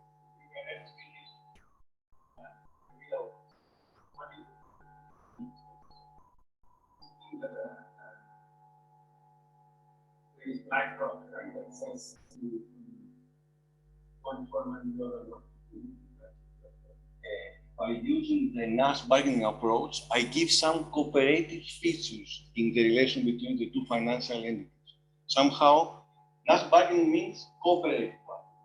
So I assume that the two financial entities decide cooperatively on the quantities of the terms.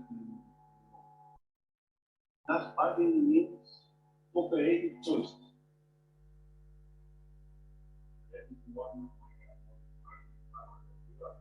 But yes, and my bargaining weight dictates how much of my preference is going to take it. It's going to be considered against you. So and two of us decide somehow cooperatively to decide on quantities. But you have a higher bargaining power than me because your shares in the two firms are higher. You have more say than me. So we cooperate, but your preferences are taken more into account because you have higher shares. That's the idea, good or bad, but that's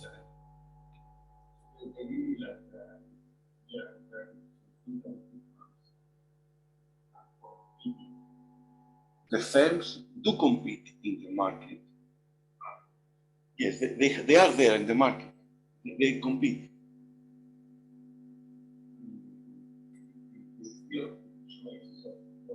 The choice of quantity is chosen through the bargaining game, yes.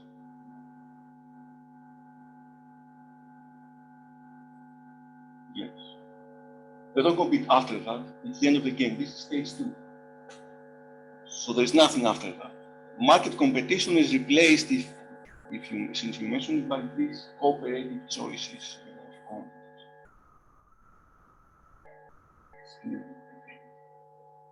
Okay. Actually, I'm going to present this instead of conclusions, so I'm basically done. To select the shares in the first stage of the game, you have to take into account some cost of obtaining the capital that you need in order to invest in the two firms. This is denoted by CI for investor I and CJ for investor J. Okay. So one could examine the choices of these variables using this framework. And with this, I am done.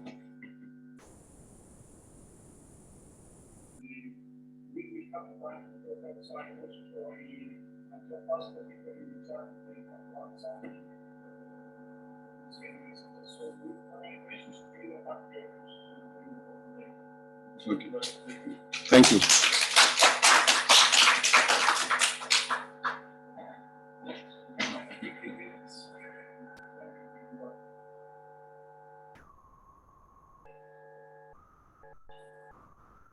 Oh.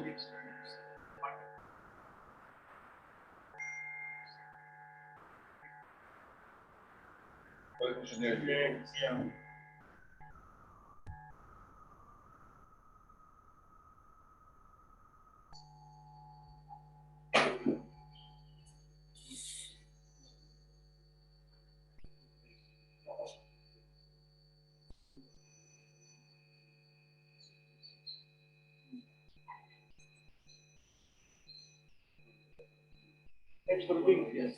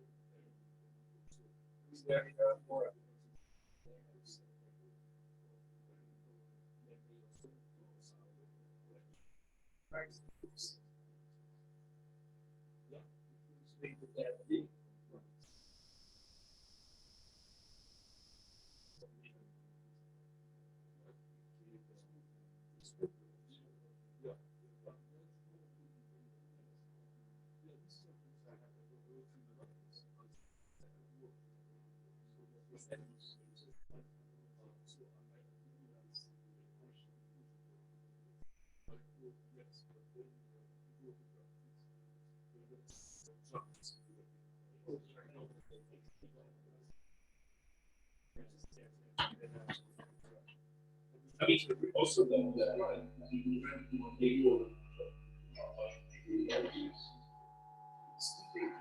so for example, it's even the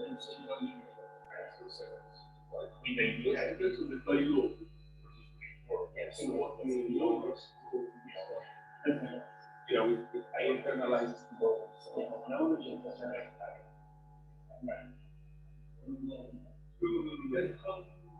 it's a mess. Anyone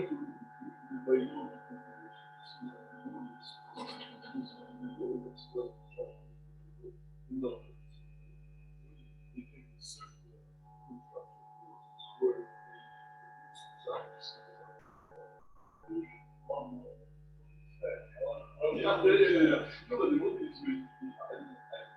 I don't know.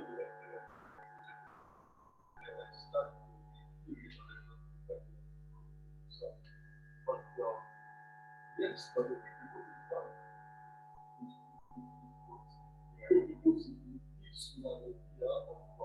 the relationship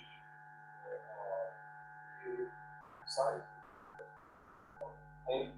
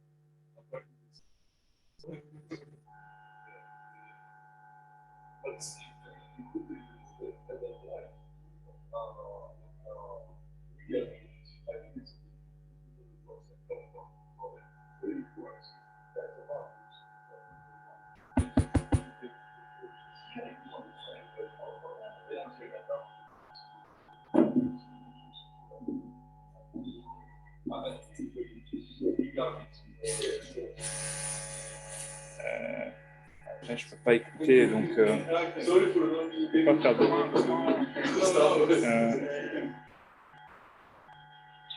Je peux pas me connecter comme ça. Alors, alors moi, je vais me connecter à la réunion. Je rentre et vous me parlez.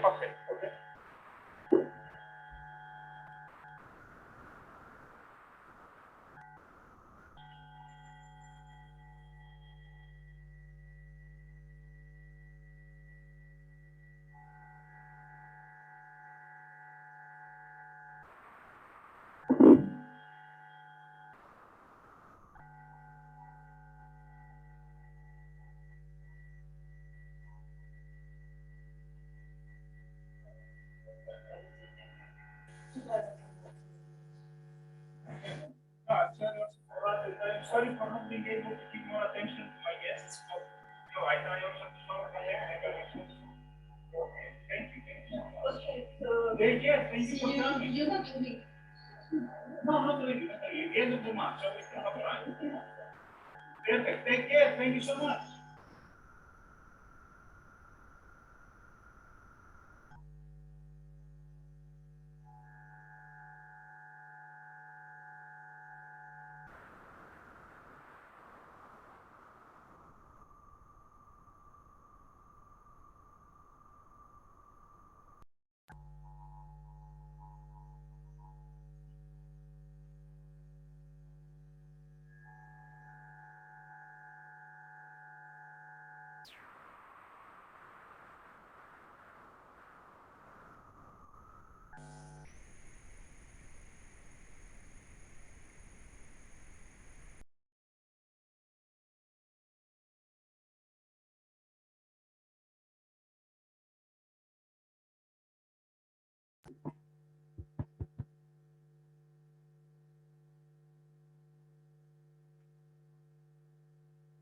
track to AC.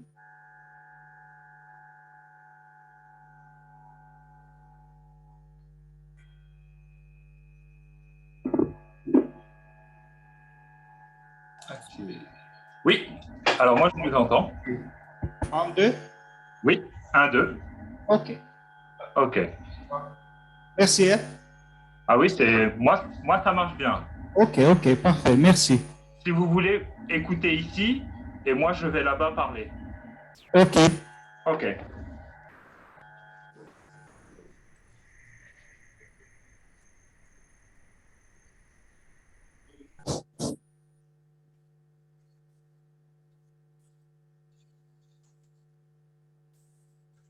Parce que...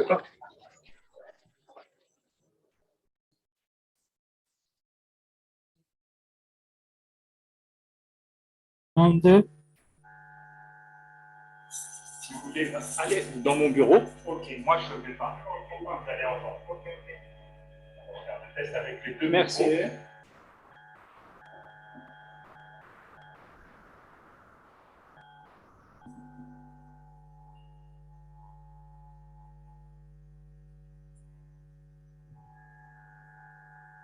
Allô, allô, bonjour.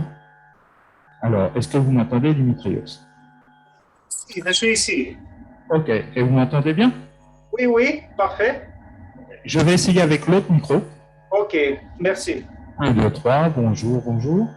OK, très bien. Là, je suis au pupitre. Bonjour, mesdames et messieurs. Tous les deux. Ok. Parfait, OK. Merci. De rien.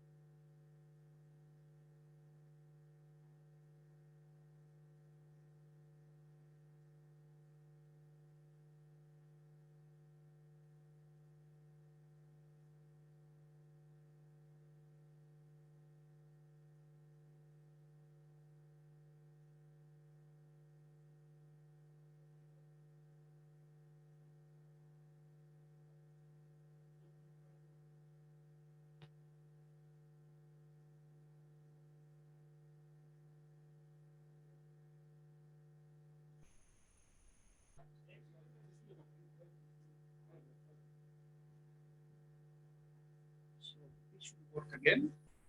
Does it? Okay. Yeah. Okay, it does.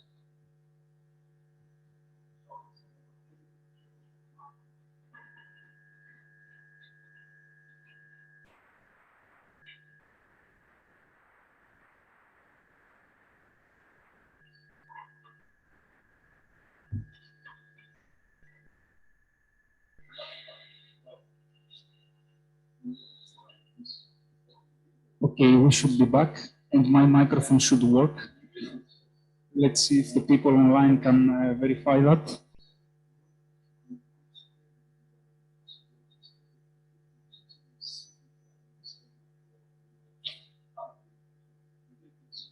If anybody is online already, please let me know if the mic works.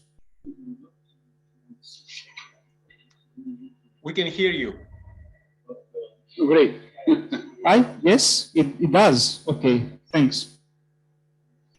Wonderful, perfect. But they told me that we should hold it like that, and it works. Ah, yes. Yeah, it's activated by your chin. Or not. So yeah, I tried also to check your previous work on this stuff, and in fact, you have worked also quite for a long time on this. And Yeah, you have in studied. fact, this has been the longest paper, but has been overtaken not only by papers of other people, but also by our own papers. I see.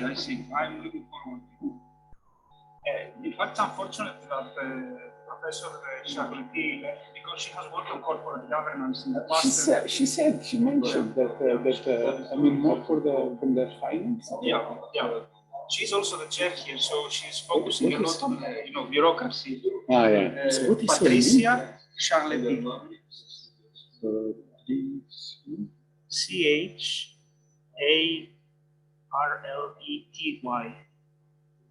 Okay, you will find it. Yeah. So if we are ready, we can start. Okay. Okay, so presentation number 3. Okay, we're not late. Okay, so we have Albert Panal-Estañol from Pompeu Fabra. He's an associate professor there, very kindly accepted to be here today. I checked his work recently, and I noticed with great interest that you have discussed a lot this topic, focusing on Europe, on different industries. You touched the banking industry, which is very, very dangerous, as far as I know, in this literature, so you are very brave, I guess. You have already discussed the pharmaceutical industry, and as I told you, you have this great table that I like a lot with Johnson & Johnson and Pfizer in the same table, wonderful table. And you have also discussed a little bit these active, passive investors, the two poles that basically are relevant here. And I guess your presentation today is about the same thing. So the floor is yours. Thank you so much for being here. Thanks. And especially thank you for hosting this event and having me here. So yes, this is in fact our oldest paper in common ownership. It's been, I mean, as I was saying, it's been overtaken not only by other papers, but also by our own other papers. But we're still working on it, but hopefully we'll get a working paper really soon, right? So this is going to be, it's a paper which has theory and data, so mostly data, but I'll just also mention the theoretical side we have. This is a paper joined with Jo and Cergy. So I don't think I need much motivation. So in fact, I put here the table you mentioned on the this is from several of our papers, so just to show that common ownership is very common, both in the US and in Europe. In any industry that you look like, and also it's been increasing a lot over time. Okay, that means that in take an industry like the pharmaceutical industry, you really can see that BlackRock is the top 1 and top 2 in most or in many firms. Vanguard as well, Fidelity, Wellington. So these are the typical institutional investors that they don't have big percentages, but as I was saying before, they add up very quickly in many cases to even 50%. Right? So in this paper, I'm going to be introducing a new letter, the letter that in previous presentations been called mu, then k, right, or kappa. So this is going to be lambda, right? And I'm going to try to match. I'm going to define this lambda formally later. But this lambda is and the one that I'm plotting here is from a conceptual point of view. Given the fact that a firm has investors that have interest in other firms, and the fact that these investors have power at the time of deciding, right? So for that firm's decision, how much should you take into account the other firms? So given all this, how much each firm on average should take into account the other firms in the same industry, right? And you can, we've computed that average for every single year for all the firms all the publicly listed firms in the US. And you can see that this measure has been increasing a lot over time with a really like a big change in trend, which happened around the great financial crisis. Okay, so common ownership increased over time, especially after the great financial crisis, right? So what do we want to do in this paper? So in this paper, what we want to do is we would want to understand, go ahead.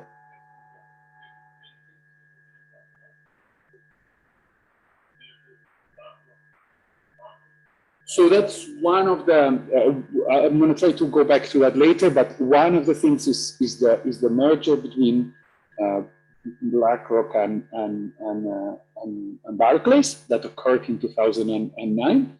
But it's not only this. So there is, I mean, what I'm going to be trying to argue in the paper that the reason, I mean, the main reason for which we see this is because people, households, companies have been moving their money from active to passive funds, right? So there is, at some point, it was already a trend over time, but it increased really after the financial crisis. But people, somehow they stopped trusting active investors. They stopped trusting that they would, they would manage your money better than just the passive investors, which essentially they follow an index. So they don't take any decision, right? So they really try to make sure that your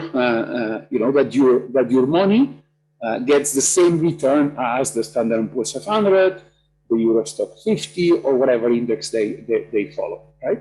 So so the passive funds, they typically have lower fees because, I mean, they at the end, they just want to replicate the index, but they don't try to beat that index, right?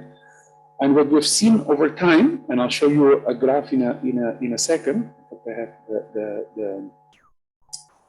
the graph here. So this is the percentage of the holdings of the shares, the value of the shares that is in the hands of passive investors, right?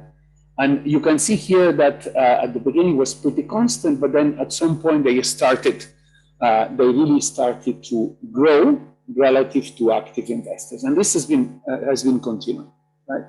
So the fact, I mean, and that's going to be the key of the paper. I'm just already summarizing. So the fact that people have moved money from active to passive funds, right? For these reasons that they don't trust active investors.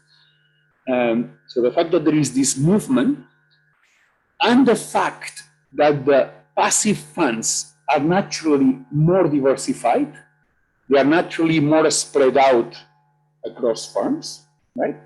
Than the active investors. The active investors, they in principle should invest more, in the firms, they really believe that they're going to do well, right? So naturally, this you get to less diversification in their holdings in a given industry, right?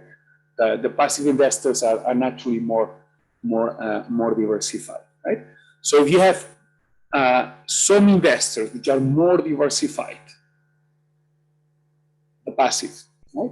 And these guys get more and more holdings over time. What's going to happen is that your common ownership, the connections between the firms is going to increase on average, right? So this is the first point we make in this paper. Okay, we try to explain why common ownership has increased on average. It's going to be a very macro paper at the end, so we're going to do really a cross-industry. We're not going to do very detailed in any given particular industry. We're going to talk in general, right?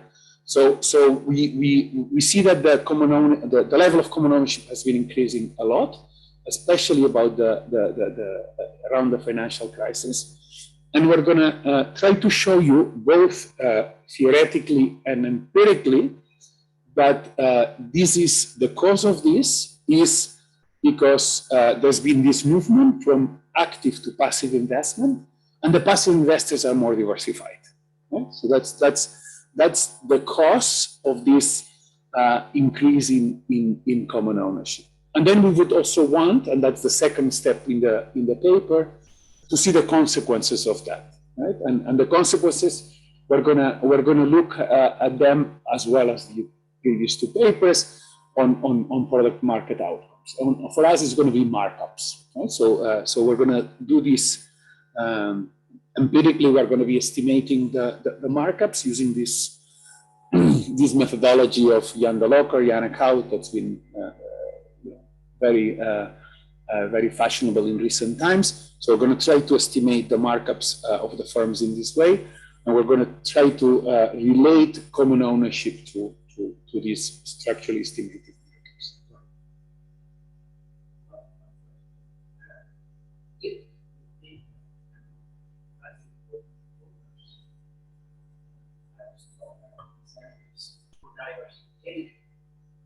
That doesn't explain how you format. Expect that diversification itself across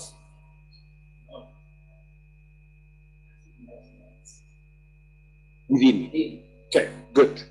I'm going to say very little about this, but I'll say something at the end, right? So it's true that we're going to view most of what we're going to see, we're going to think of just a single industry, right? And when I talk about diversification, in fact, here when I measured diversification, I measure diversification within an industry. Because, I mean, there is also, these guys are also spread out, not only across industries, but also within the same industry. Okay? But as you say, and if you're completely right, these guys, they're also spread out across industries, right? And there, the effects of such diversification might be very different. Okay, and I'll try to show you exactly this at the end. So that's something that we have been having. The problem empirically to do this kind of things is that there is so much correlation that it's difficult to disentangle the two. Right? So so they are so the same correlation you observe within, you observe it across. Right? So it's difficult to disentangle the two effects. Okay? But I'll try to say something at the end. But yeah, so most of my framework, and that's good to clarify, is going to be thinking like we look at the single industry in isolation, and then we do average across industries, right?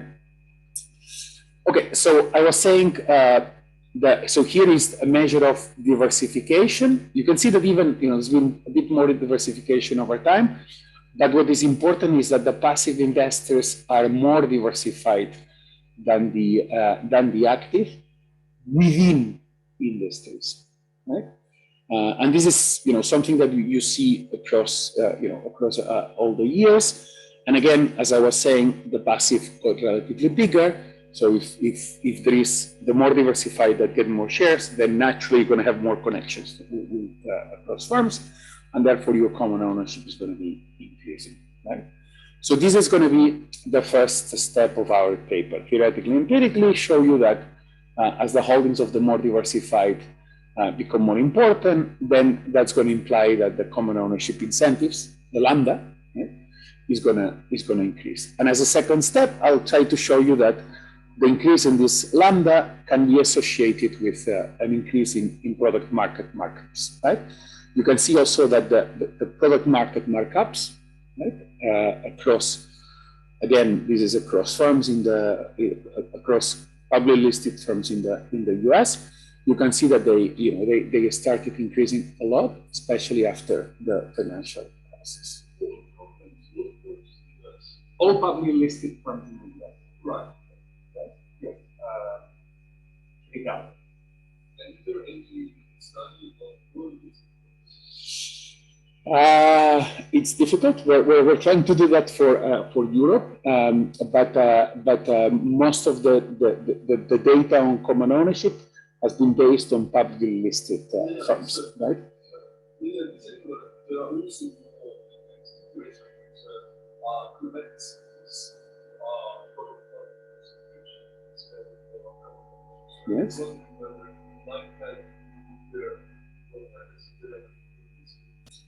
No, it's super interesting, and in fact, there are a few papers that look at firms that are venture capital backed, right? So there you also observe common ownership, but through venture capital funds, right?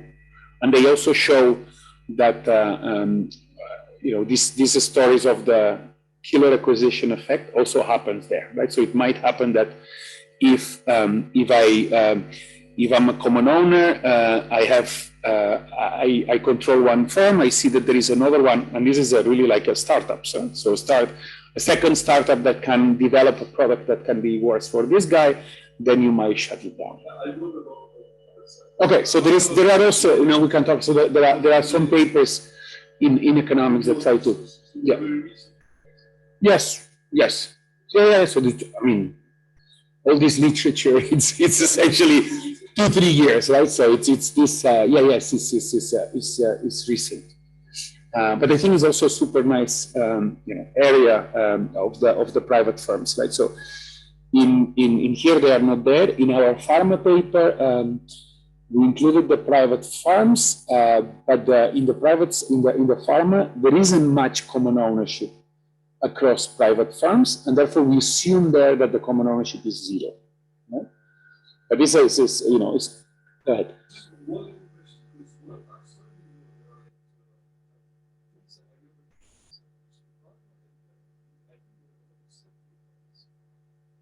Sector funds.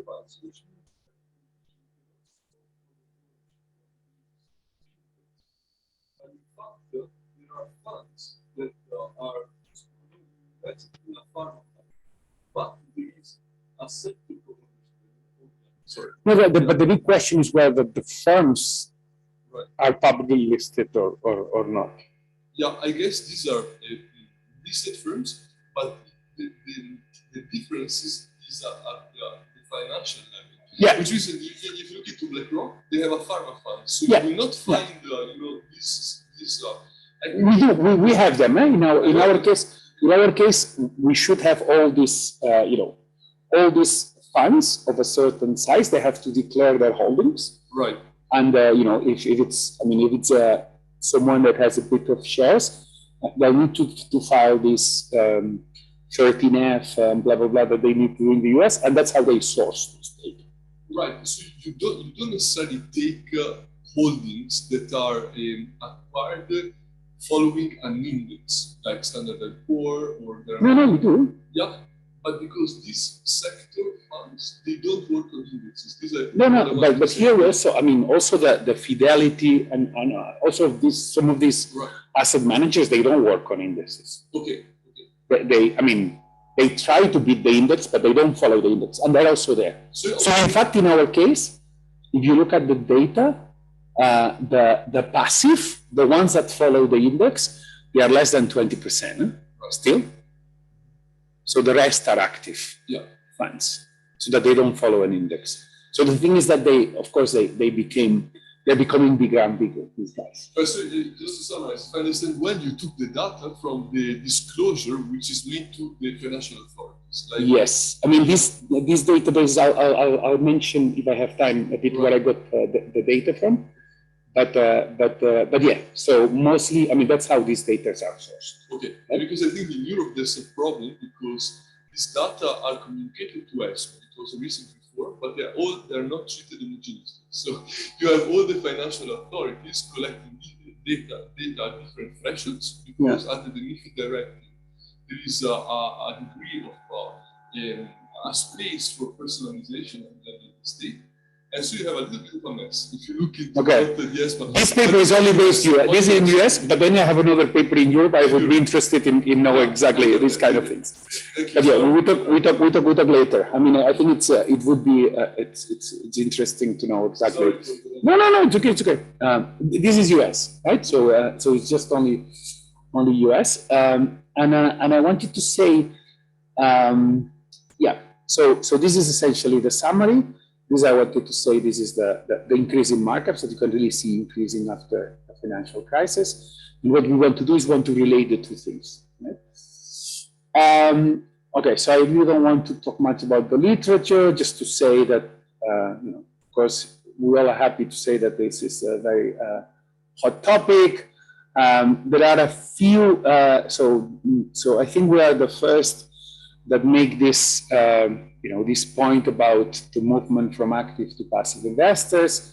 The paper by Bacchus, they say that there is more diversification, but we go a bit a step further and decompose this diversification, right? And then, of course, there are many papers there are some papers now on the effects of common ownership on product market outcomes, right? Okay, so let me show you essentially our general framework, which applies both to our theory as well as to our empirics, right? So we have active and passive investors. The passive investors are more diversified. We're going to assume that in the theory, and that's true on average in practice, right? Defined, so consider an industry, a single industry. We have a set of active and passive investors. We denote them by this A and P. We have a number of firms. We have the holdings of the investors in the firms denoted by HIJ, and beta IJ is the fraction of the firm I invest in, right? Now, we define these three investor variables, which are the ones that we're going to relate to common ownership, right? The first one is the level of diversification there is in the investors of a single firm, right? And what we do is essentially we look at the investors that this firm has, and we look at how they spread their shares across the industry. We do a Herfindahl, one minus the Herfindahl across their holdings in the industry, right? So this gives us the level of the diversification there is in the investors of a firm, right? Both with respect to the active and with respect to the passive shareholders of that firm. Then there is the percentage that is owned by the active relative to the total. So the passive relative to the total. So this is the second figure I was showing you, that this number has been increasing a lot, especially after the financial crisis. And we have a third variable, which is we not only look at the diversification across firms in that industry, but we also look at the, if you want, concentration or diversification within the single firm. How concentrated are the holdings of the active or the passive investors in that particular firm, right? So these are going to be the three of our investor variables, which we're going to be relating that to the common ownership variable. Okay? And the common ownership variable comes from this conceptual idea I was trying to discuss before, right? Of thinking, you're a manager of a firm, right? So what should you maximize? What should be your objective? Well, you should take into account your investors, so the shareholders of your firm, right? So your investors, each of them, might have shares not only on you, but also on other firms in the industry, right? And there are these different investors or shareholders that you have, right? And then you should give more or less importance to each of them, depending on how many shares of your firm they hold, right? So this is what what is called the control, right? The control, which can be proportional to the shares, or we can do alternative assumptions to that. Okay, so we can give more control to the active than the passive. The passive might be, more or less, so might be less involved if you want, and we can modify that. Okay, most of the paper I'm going to assume that people have control, importance, proportional to the number of shares they own, right? And the total, right? So what it gives is this equation, right? So which says that you should maximize according to the control each investor has, and given the interest that each investor has, right? So the mathematical expression can be rearranged and blah blah blah, and then you get to this term lambda, which is the one I showed you at the beginning of on the very first slide, which says conceptually, me as a manager of firm J, how much should I take into account each of the other firms in the industry, thinking that my shareholders have shares in them and they also have power on me, right? So this would be the resulting parameter that comes up from this micro-founded story. Right? So this is, people like that because it's, it comes from first principles in a sense, right? And this is the measure I've shown you empirically before, right? So you have a level of how much you care about each of the firms in the industry. That's a bilateral thing. We average it out across all the other firms in the industry, and that's my lambda, the lambda that each firm has, right? So now, so this is so these are the important variables I'm going to have: the investor variables, diversification, relative holdings and concentration, and the level of common ownership, right? And I want to show you that there is a relationship between the investor variables and the common ownership variable, right? This we do it theoretically through what is a very simple model of corporate ownership, right? So here we think of something that is very simple. So it's almost like an example, right? So we construct an example where there are investors that own shares in one reference firm, and they might own shares on the other firms, right? And we parameterize that by a parameter alpha, how much they split their shares between their reference firm and the other firms, and we control diversification through that parameter, right? We also have a number of shareholders in each firm. So like this, we control the concentration. We control the total they own of each type, and that we control like this, the relative holdings, right? We have, again, so it's a very simple model where, again, you have here passive investors, active investors. They have shares in their reference firm, but they might also have shares. You see, P1 has shares in the other two firms, and the reference firm of the investor number 2 has, in the others, right?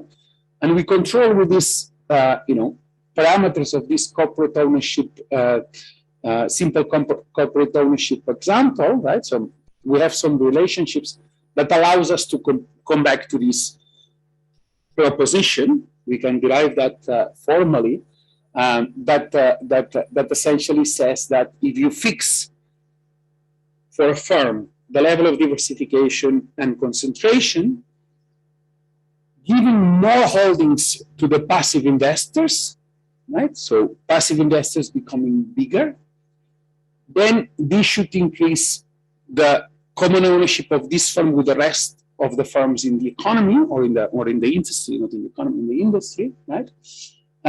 As long as the passive investors are more diversified than the active.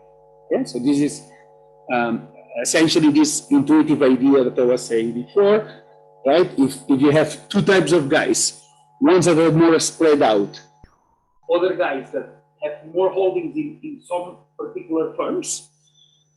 So if you move money from the less diversified to the more diversified, naturally the firms are going to become more connected. Right? So this is essentially the main intuition of this idea.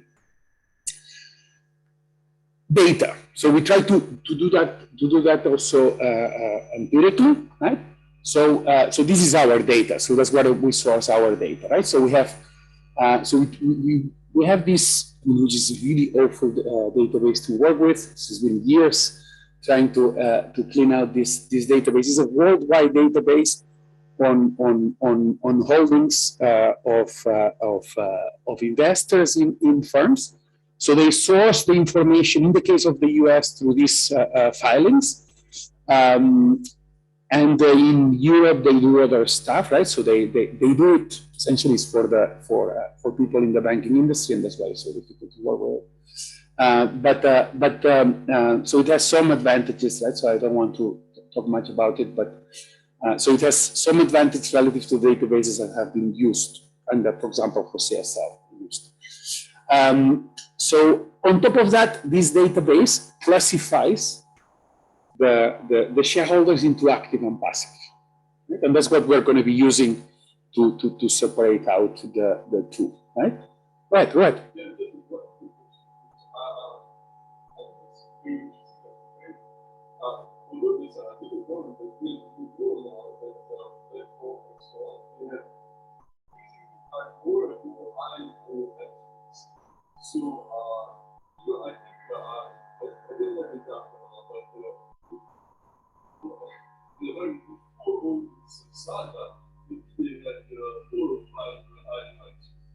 And now they're not you mean, okay, so, yes. Yeah, so I mean, I think that the point that the competition authorities started to look at that, they got really scared. Yes. Yeah.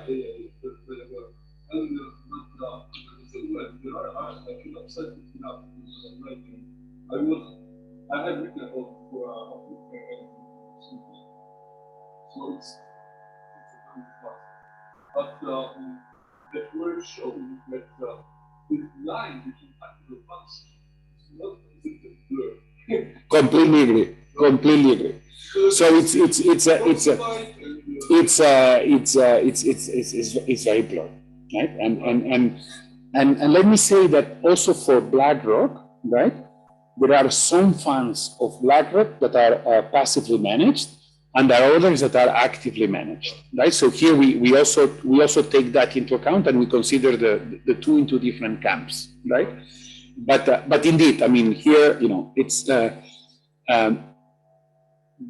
thing I can say is that we don't cook that classification. We rely on these guys on doing it, and that's somehow a bit exogenous to us, right? So we use that.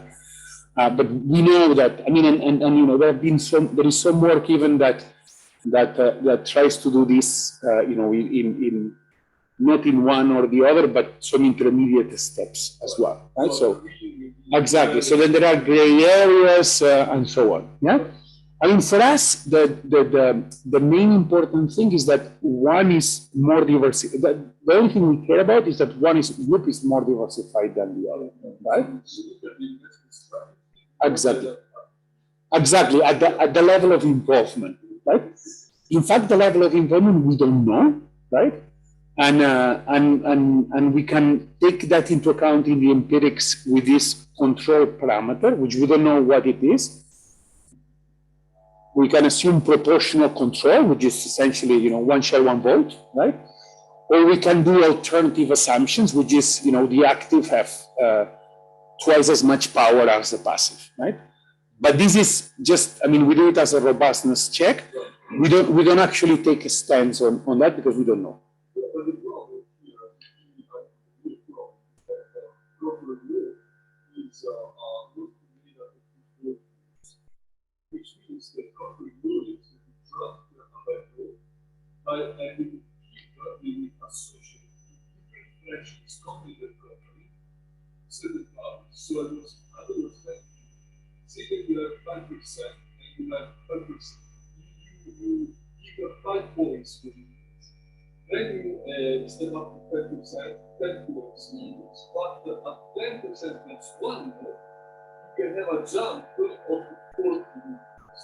Because you're equalizing on certain. So indeed, I mean, in fact, in other papers, we've done something like to try to capture. I mean, the thing is that people don't know this. Huh? So I mean, you can do it look company a company, but you know, we have 4,000 companies. It's totally impossible to. But indeed, I mean, what the best we can do is try to find different measures, right? So and that's what some people have been playing around with, right? But indeed, I mean, it's you know, I think I said before, no, this is really very macro, right? We really don't know. I mean, we have another. I have a PhD student that is working on on this in one particular industry with 5 firms, one of which increased common ownership, and then we look at all this. Exactly, and then we can, you know, we have 7 firms. She's going to do all this stuff and look exactly what is the power. Right? But you know, for this kind of macro studies is totally impossible.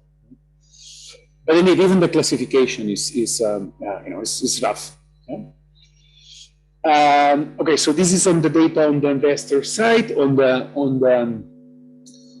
the product market side, we use this typical CompuStat data. Okay, so around 3,000 firms. We take the balance panel, right? We look at Nike's 4 industries, right? So to define this diversification and common ownership variables.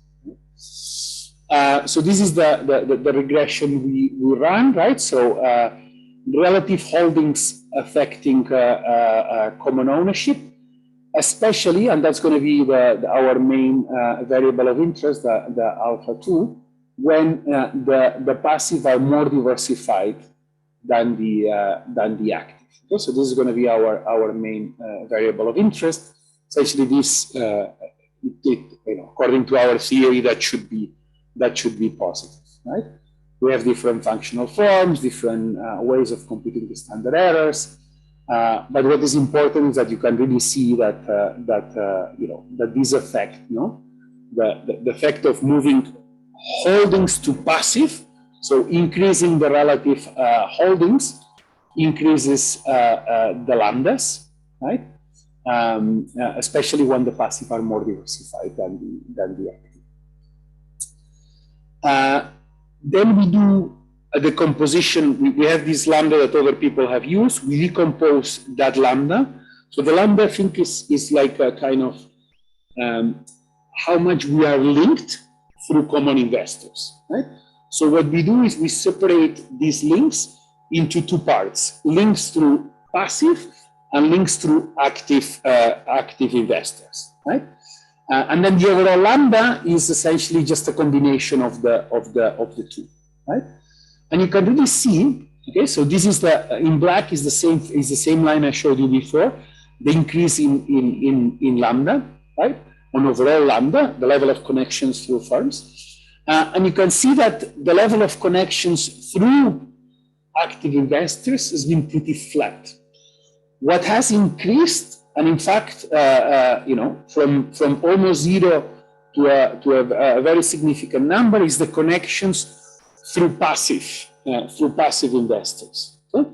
Before, you know, the firms were linked also through passive investors, but very little, because they had very little holdings, right? Since people have been moving around money to them, then the links through passive investors have increased a lot. Has in fact have overtaken the active and have increased essentially thereafter. Right? Okay, let me show you the second step. So this is the first step, investor variables to lambdas. And the second step is from lambdas to markups, right? So here we also have a bit of theory, right? Just in a particular model of Bertrand competition, one good, some assumptions, right? Typical assumptions. We show, I mean, and here is some of the results that we saw also earlier, right? That the markups defined as price divided by cost, they are increasing. Either because the firm's price higher or because the cost got lower. So it can be both, right? So it can be because innovation, lower cost, and therefore markups increase, right? Or it can be that firms exert market power and they price much higher above cost. So these things, they depend positively on lambda, right? And this is essentially our second proposition. In this context, markups increase in the level of common ownership incentives, either because they price higher or they have lower cost. In both cases, profitability should go up with common ownership, right? I don't spend too much time on this. We follow these papers by Dolocker, Werzinski, Jan Nekout, right? So that they estimate markups structurally. So each firm has a markup at each point in time, right? We also allow, and that's a bit new, we also allow these markups to depend on the level of common ownership, right? So we can include the fact that common ownership can also decrease, so increase future markups. And then we use these estimated markups, we regress them on the lambda, on the common ownership, right? And we estimate this regression as a two-stage list of squares, going first from the investor variables to the lambdas, and the lambdas to the markups, right? And the results we get, you can see here, no matter different specifications, OLS two-stage list square, depending on how you treat the errors. In all cases, you can see that the common ownership increases. Markups, right? In terms of sizes of the effects, and here is an opinion whether they're big or not, right? And in terms of the effects we find is using the log regression, a 1% increase in lambda increases markups by 0.20%, roughly, 1/5, right? So that's the second step, right? From lambda to markups. If you link the first step to the second, so if you think of how much an increase in the holdings of the passive investor has increased lambdas and then in turn markups, the increase is around 0.02%, right? So it's not huge, right? But at the end is the influence of us changing the money from active to passive investors, how much this affects final markups of the firms through the common ownership incentives, through the lambdas, right? So 1% increase in this increases markups by 0.02%, right? So this is if you essentially combine the two steps. Okay. Then we do other regressions. Instead of doing logs, we do it with linear. Results are similar. I'm going to skip them.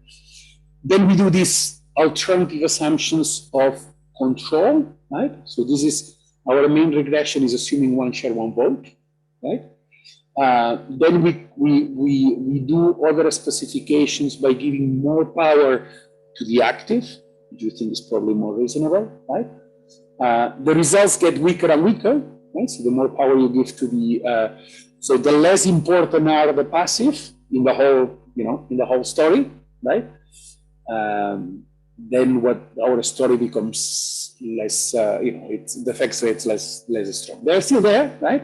Theoretically, they should sit there, but quantitatively, they should be lower, right? We do also an alternative specification where we define the industry not at next 4 but next 6. So here we think that potentially the competition effects might be stronger, and they are. The increase in lambda and markups is a bit higher, which essentially makes sense. And finally, I go back to your point, right? Which is what is the effect of lambdas within industry and lambdas across industry. So here we do our traditional lambda, which remember is the links I have with all my firms in the industry. I average this out, right? And I get a lambda J, right? And this is the lambda J, we include this, and we regress the markups again, the markup of that firm against this within industry lambda, right? But I can do the same with firms that are outside the industry, right? So I look at the relationship I have with firms outside the industry, right?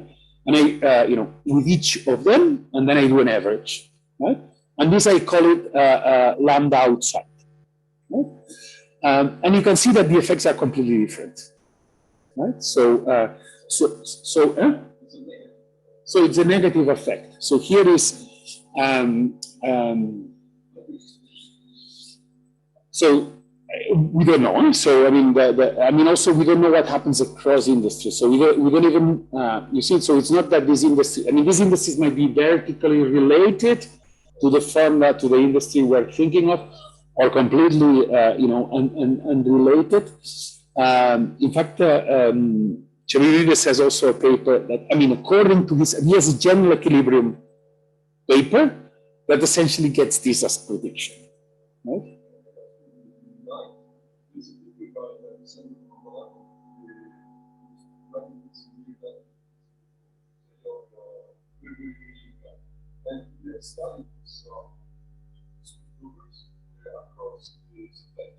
Uh-huh.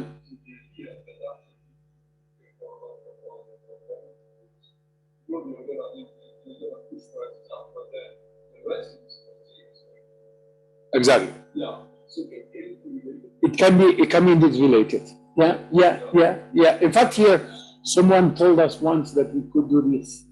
There are these, how do they call it, input-output tables. That so essentially that relate industries, right? And maybe we can try to be more precise on what we call outside. See whether I really don't know, but yeah. So here you get completely different sense.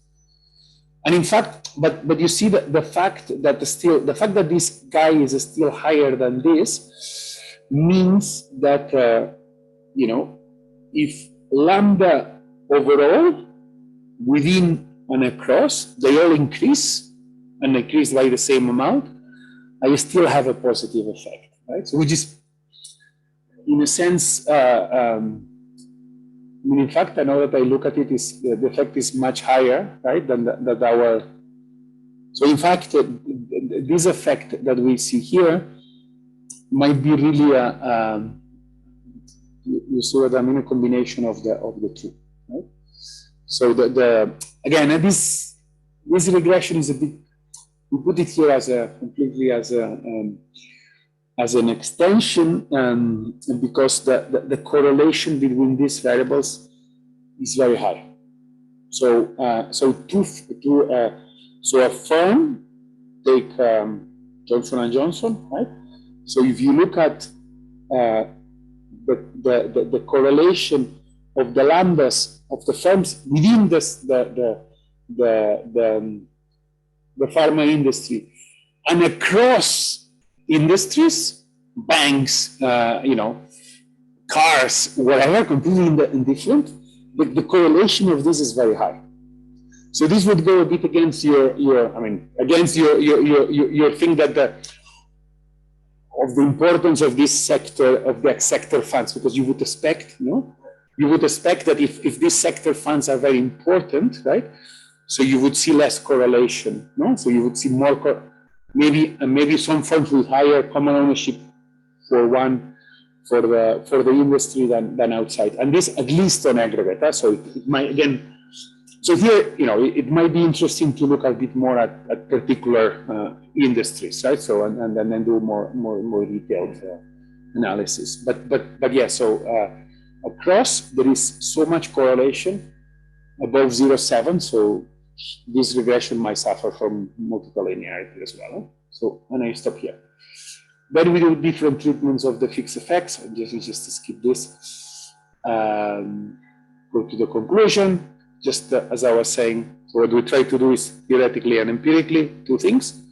One is relate investor variables to common ownership. So try to find from where this increase in common ownership we observe where it comes from, right? And our argument is that it comes from passive becoming bigger while being more diversified. So that's step one. Step two is then the effect of this increase in common ownership, the fact that this has an effect on markups. Right?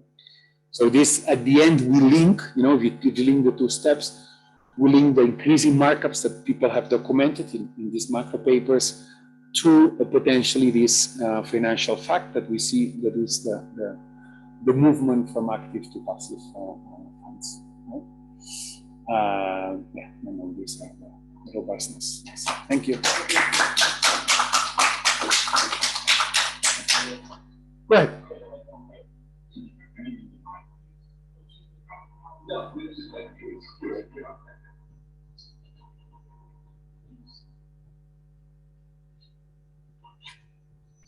Okay. Now my question was just how the mechanism. So there is passive funds, so it means that there is more influence in the situation, so there is more markup. Is it possible that if there is passive funds, there is influence situation, but the effect on markup is going to be some corporate governance effect?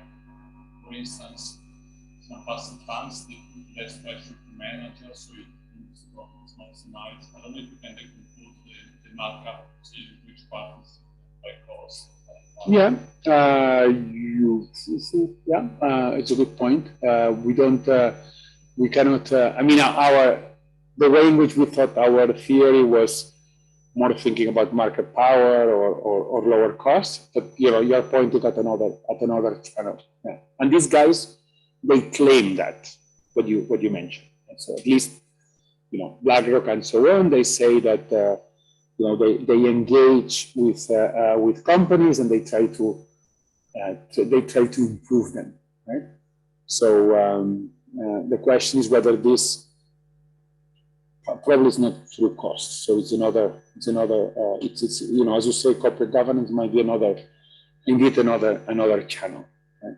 I mean, there is in the literature. I mean, I think it was mentioned already before. No,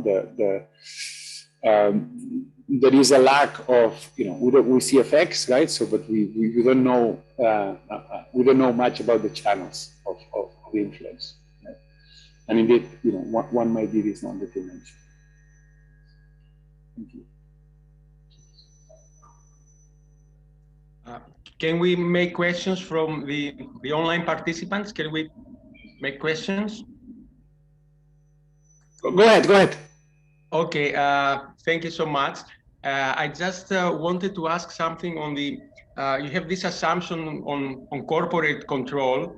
So if I understand well, suppose you take the case of proportional control, this would mean that the manager of a firm maximize some weighted average of the portfolios of the shareholders of the company that it works for. So I guess if there is a lot of diversification in that company, in that firm, then this would require too much information for the manager.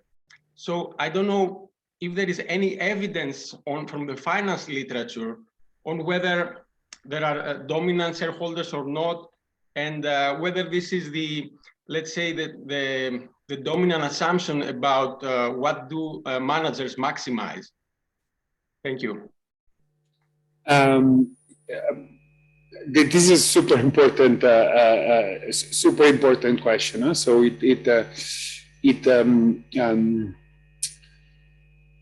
it's not clear what managers maximize, and this model we have. I mean, it goes back to Salop-O'Brien, no?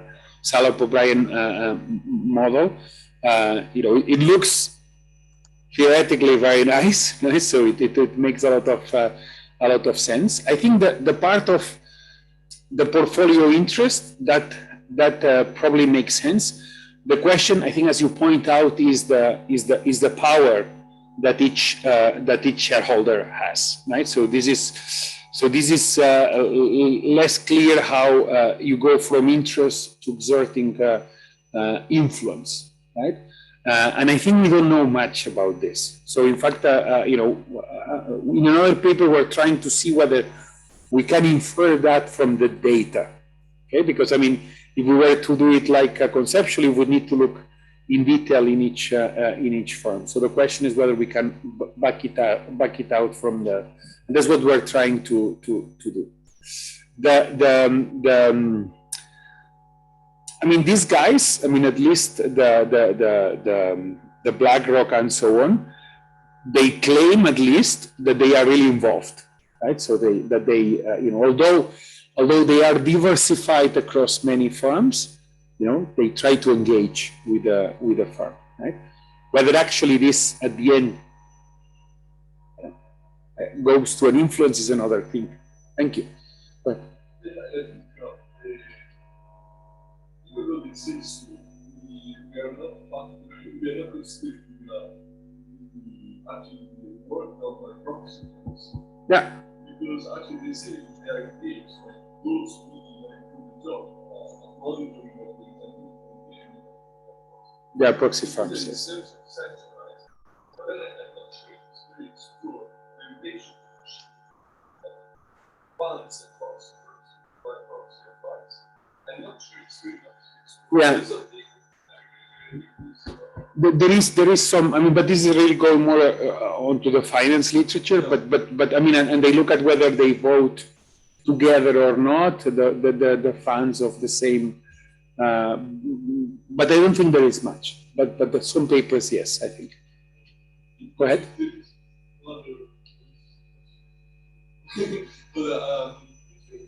Yeah, sure. No, I was wondering whether you, some way in the study, you consider the idea that this increase in markup is true, as I was telling you earlier, to the increase in product market concentration. That's an objection. The objection you find in okay. like Philip Wong, he wrote this book, and also at Rock and Ruby. So you're saying that there might be. I mean, we try to essentially explain markups with common ownership. No, you're saying that there might be another factor that also influences markups, which is more market structure, exactly. right? So it's so I have no clue. Yeah. I mean, at the end, what we try to do with our story of the two steps, right, is we try to see the power of our channel, right, independently of the existence of others. You see what I mean? So the fact that we do this two-stage least square on the lambdas, on the markups, that's the channel we're testing, right? But indeed, there might be other. I mean, we have a few variables in our few controls for the markups. There are many. But the product market constitution one is not included. No, because I mean, if you do it, then you have a huge endogeneity problem, right? So that's essentially what IO economists nowadays they don't. So in the past, we used to do a lot of these regressions that were on market structure and market performance against market structure. This famous paradigm of us, and so on. And but nowadays people People don't like this because then there is you have a heterogeneity problem of the market structure. So that's yeah.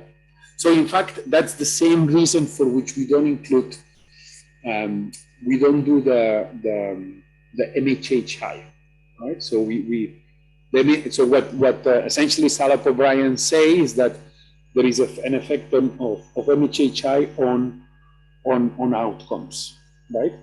But then the MHHI would be taking the market shares including market shares in our calculation of the common ownership. But if you do that, then really you have a big problem of heterogeneity. So do you think, because actually this I think was one of the arguments against Azar. Exactly. That's exactly it. Was to O'Brien and Rauter. Exactly. So this was the right. Something that IO economists have for many years have stopped doing because of this heterogeneity problem, right? So because at the end is not only the market shares that determine markups, but markups might also affect market shares, right? So everything is related, and then that's why you cannot put it in regulation. And that's essentially one of the critiques to that.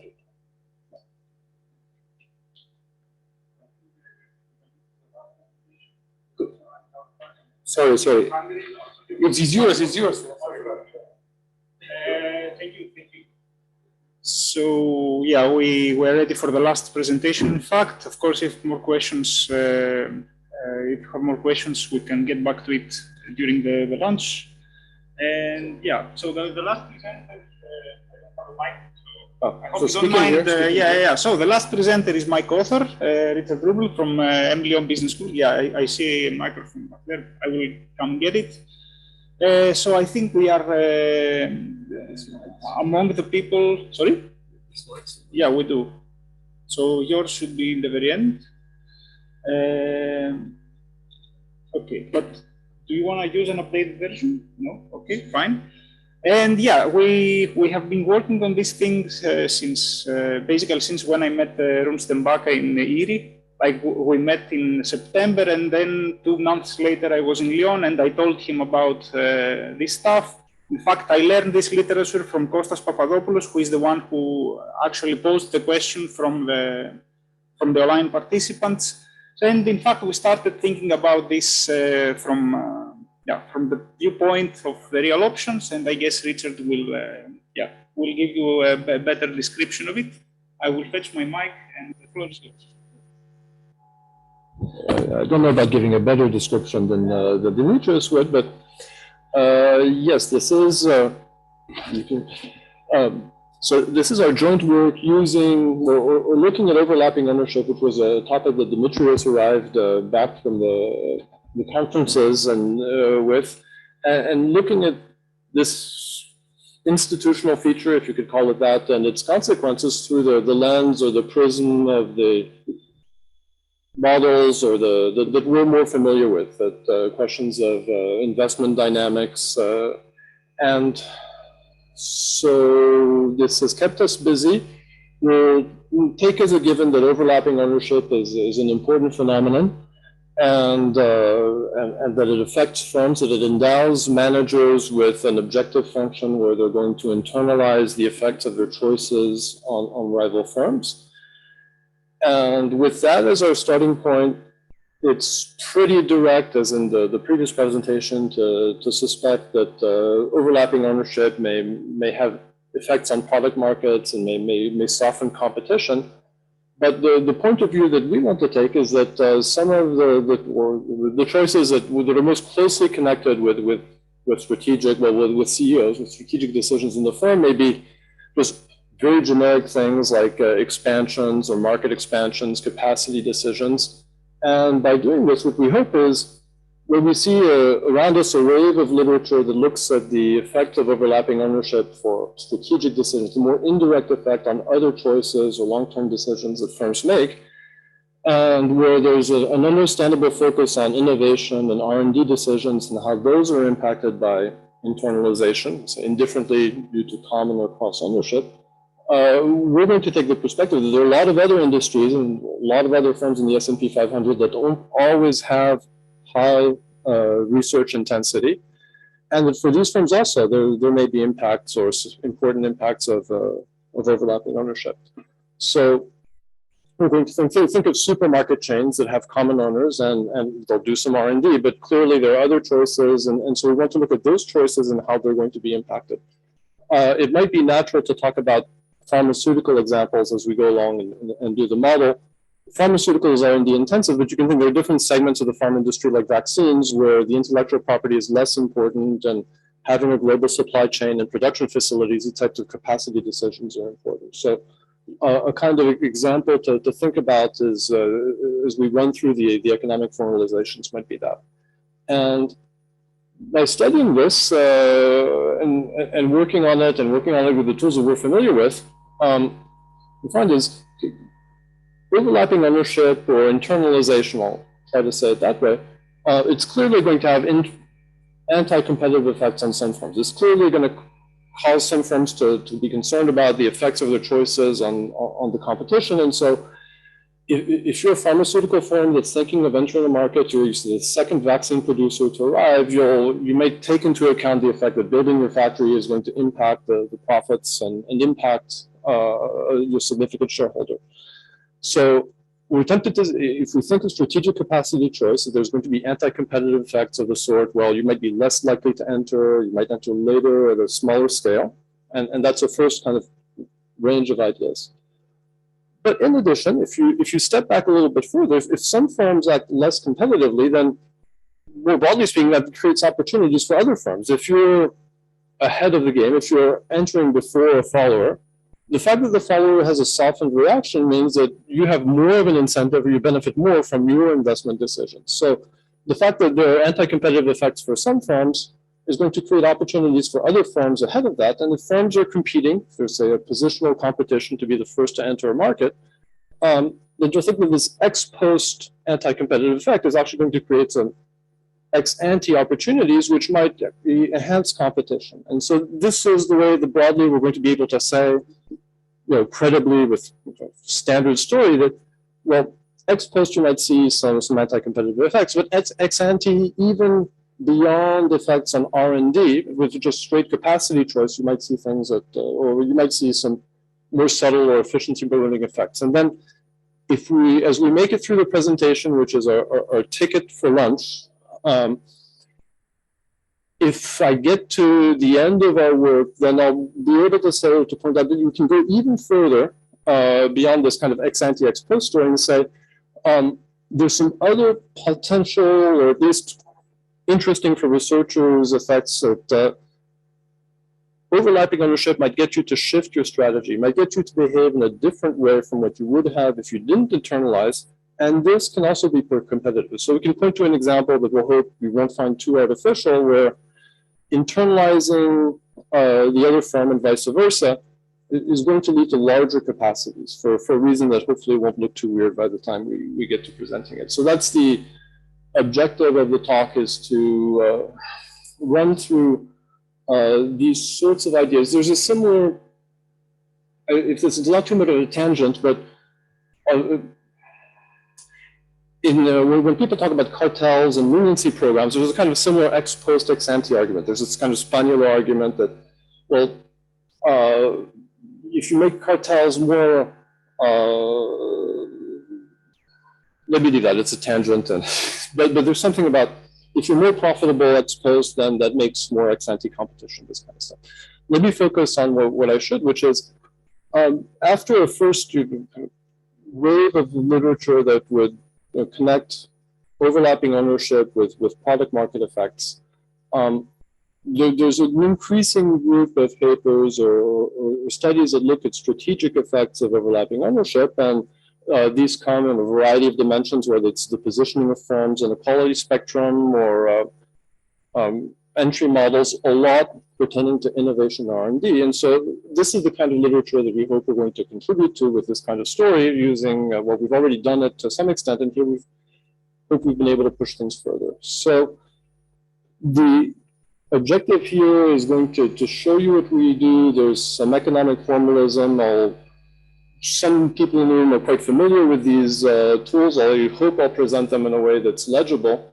So we're going to start with an industry that's very stylized, where there are two firms. Nobody's active initially. The firms are symmetric. There's the same overlapping ownership, and so they're endowed with this sort of objective function with the same land as we had in the previous presentation, where you're going to value your profit or the value of your firm, and you're going to place a weight or a load or a coefficient of empathy on the rival firm, or coefficient of affinity. So that's the degree of internalization. 0, you just care about your own value. 1, you're joint maximizing. The next slide is going to cover the assumptions for the type of framework that Dimitrios and I, some of you are also familiar with.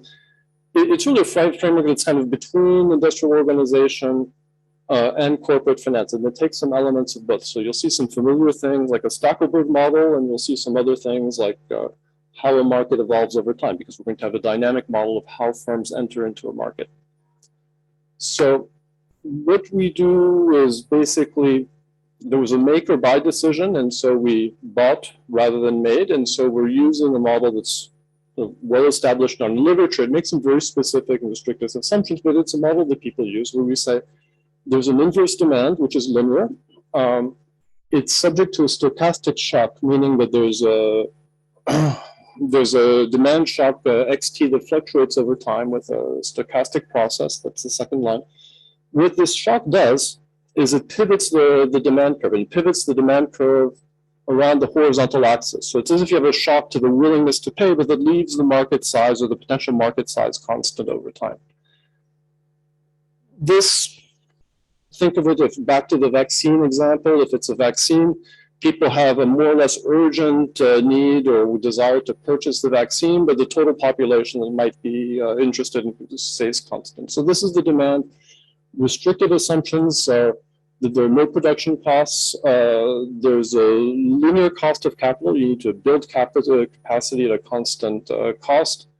Once you do, you always produce at capacity. You keep your factory running 100% for quote-unquote technical reasons, and you're not going to exit. And then there's a constant discount rate over time. So these are more or less standard assumptions in the kind of dynamic framework that we often work with. And I should have said something to introduce the next slides. To reason through this model, which is, it builds, Stackelberg is in there, but it builds on the two types of models, or two things that makes it a little more complicated the first time. We're going to reason through this in 2 stages. There are 2 firms that could enter, so Merck and GSK and we're going to ask when each firm enters, how big of a factory does it build? And in order to do this, we'll do something which is it's not going to be quite like backward induction, because it's not a 2-period model. The time can go on forever, but in terms of decisions, there are 2 decisions. First, one firm is going to enter, then the other.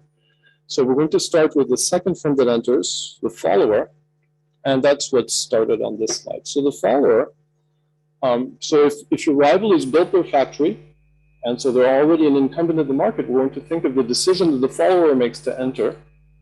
And in order to do this, the follower can assess, it takes a corporate finance class, and it learns to assess the value of its future profits when it enters.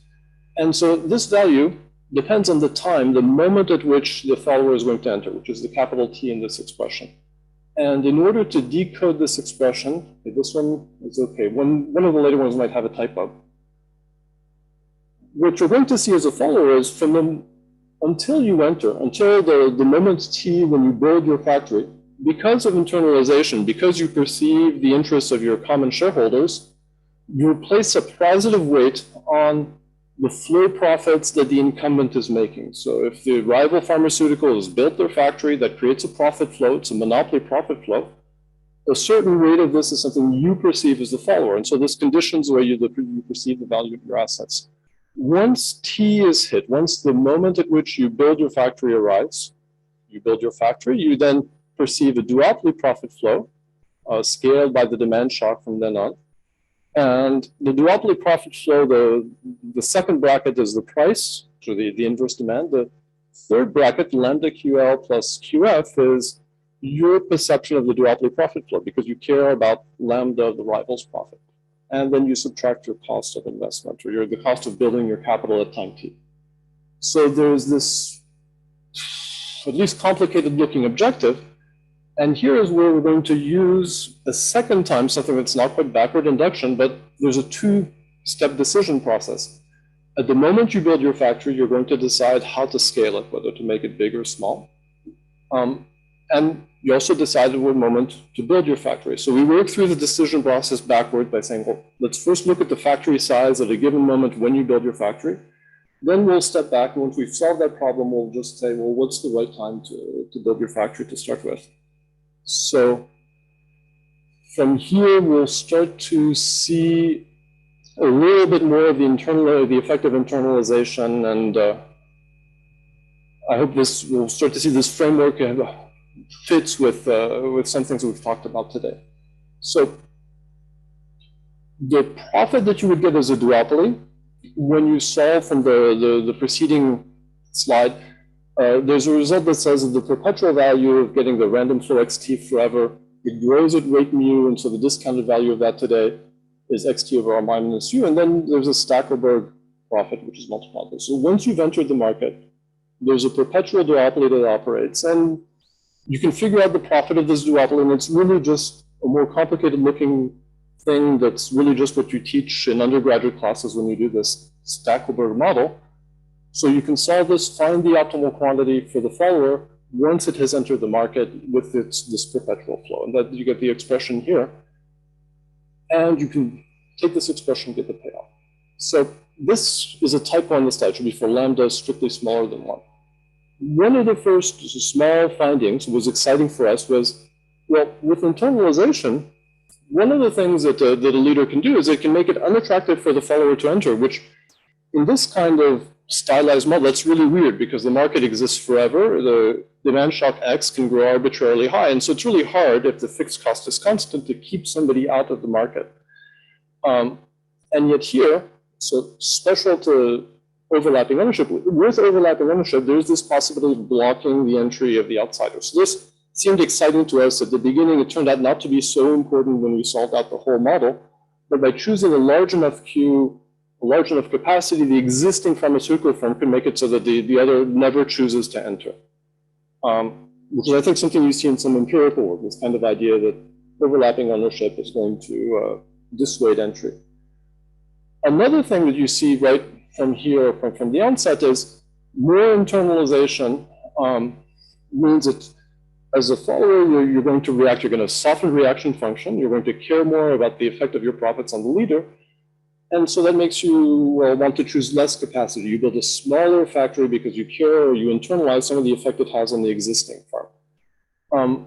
And in turn, when you plug that into the equilibrium payoff, it also means that as a follower, the payoff that you perceive is also less. So these are just facts. On the next slide, we can, yeah.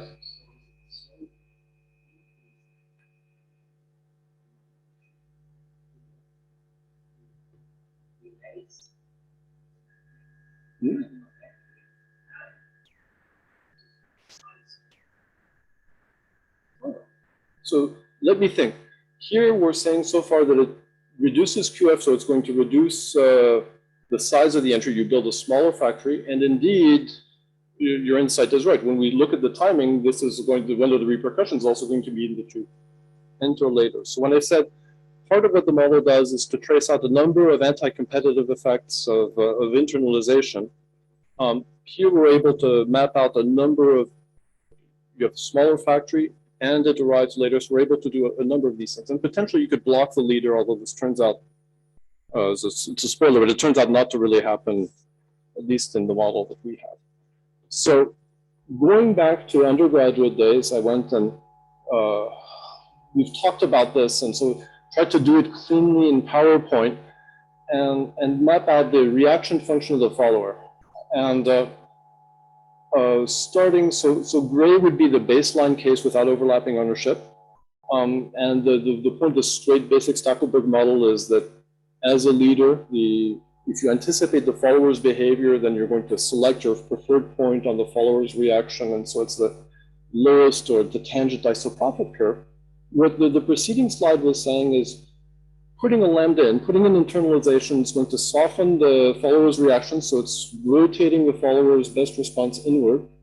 There's a more intricate effect on the isoprofit, but the basic idea is that you're identified and starting to see. So the follower is going to have lower capacity. When we get to the leader's problem, the leader's equilibrium capacity should be higher and a number of things like that. And then there's another feature that I put here. With the lambda, with the additional overlapping ownership, you have a decrease in efficiency. If you look at the total quantity, QL plus QF, so if you take a line of slope -1, the total quantity is constant. It turns out that in this Stackelberg version of overlapping ownership, total quantity decreases. So it does create inefficiency, just like the Cournot or the Hotelling or different variants that we've explored. So we'll get back to the Stackelberg idea. For the moment, we just have the follower's choice of QF. And as Rune pointed out, we want to anticipate how this affects the behavior over time. This is actually something that gets embedded into a dynamic model.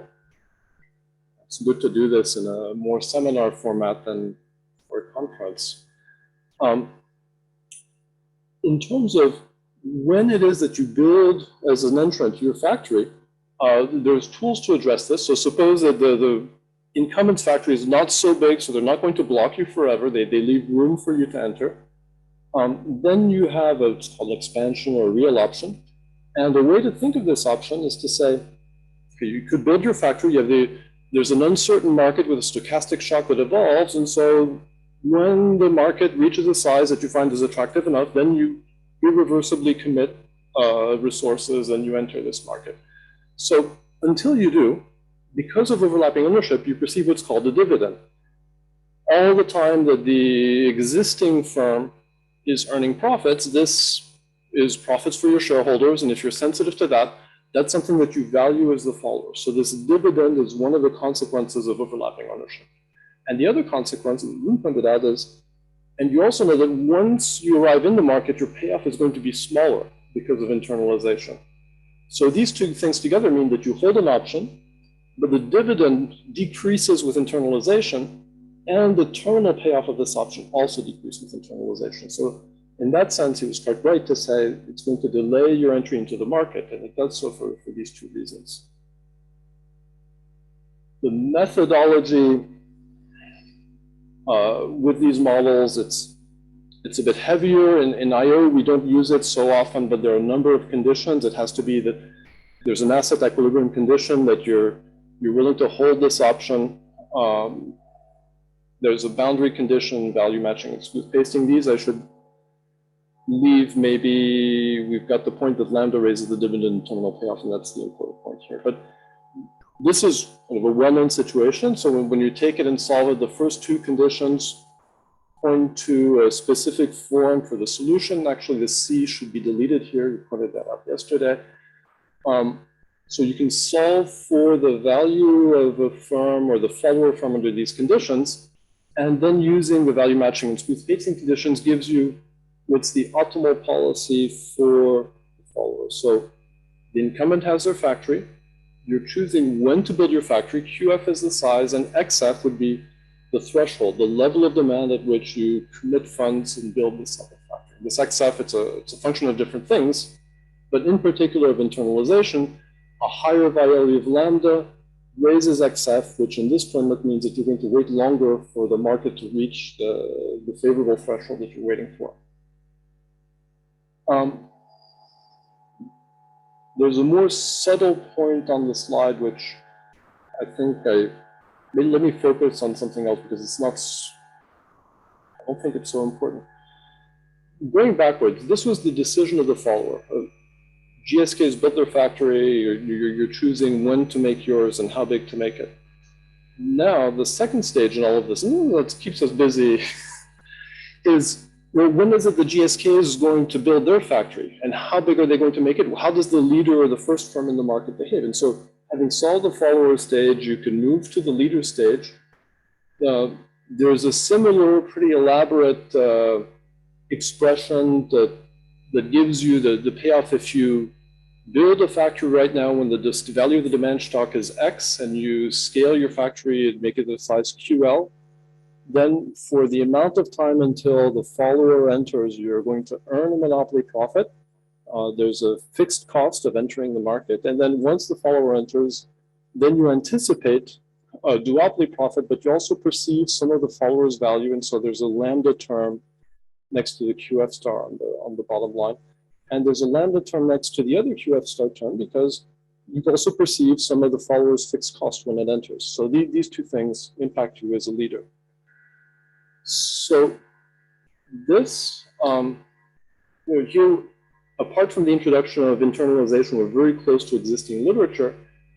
In this situation, what happens is different types of behavior can emerge. If you made your factory really, really small, one thing could happen. If you made it very, very large, you can block the follower entry. What's the best way to think of this?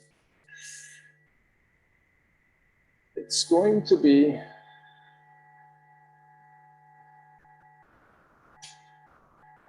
to say, I'm trying to relate the previous slide now.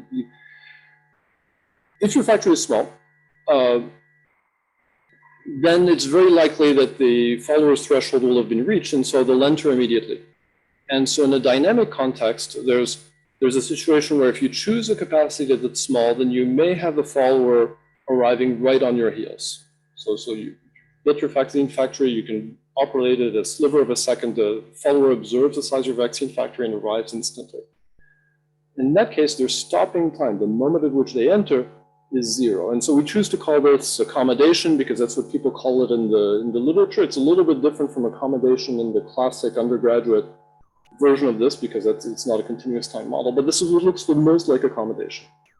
There's an intermediate situation where you might expand the size of your factory enough that suddenly the follower's threshold, XF, the more you expand your factory, the more they push their entry to the future, they raise their threshold. And so by doing this, with a large enough factory, you might push the follower to enter further just by exercising your muscle on the size of your factory. And potentially, if you made your factory big enough, they would never want to enter. So we have 3 possible, you could call them strategies, but by virtue of the size of the factory that you built today, you create 3 different possible behaviors on the part of the follower. Studying this, it's not a really complex economic theory, but it is laborious because it turns out that if at a given time you choose your capacity, well, if it's a small capacity, your payoff is going to look a certain way.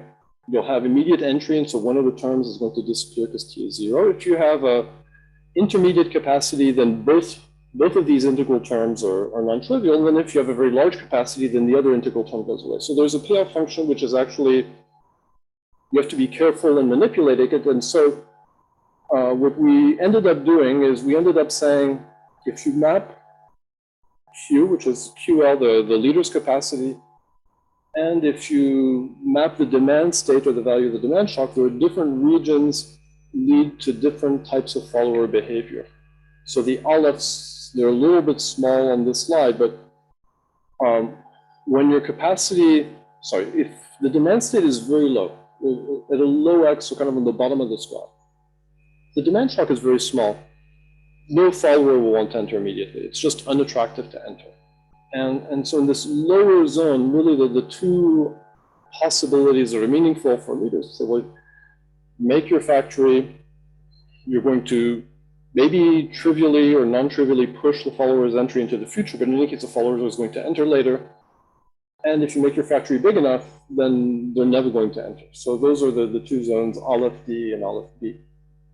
Let the market become attractive enough, and you get into an upper zone where small factory sizes will provoke accommodated entry. Your follower is immediately there. Intermediate market sizes will mean there's a period of delay where your industry operates as a monopoly. You get the full benefits of being the only player in the market, and the follower enters later, and then the last region. So this we can study. The next few slides are going to detail it. Some of the detail is useful to have, particularly for the accommodation case. If the market size is is large enough, and you choose an accommodating capacity, then the interaction that you have is really like the static Stackelberg model. You build a factory, there's immediate entry right after, so you can calculate optimal capacities for the leader and the follower, and they mirror the best response graph that was a little bit earlier in the presentation. So this is very simple for us to evaluate. If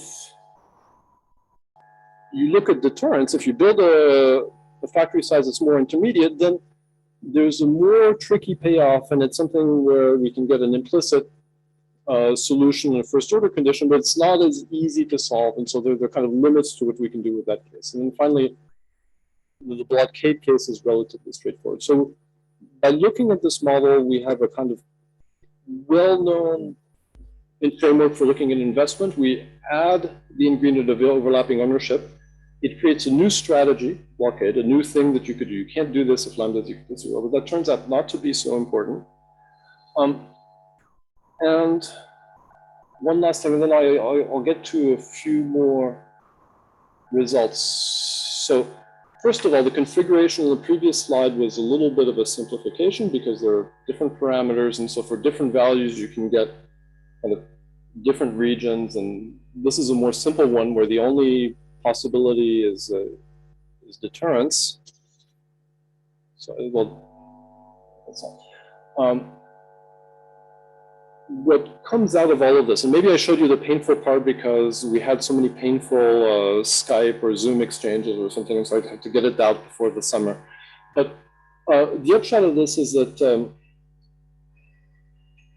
the way that a leader behaves once you've solved its capacity decision problem has a fairly manageable pattern. If the leader's investing relatively early, then if it's too early, you shouldn't build a factory at all. There aren't enough customers to cover a sliver of fixed costs.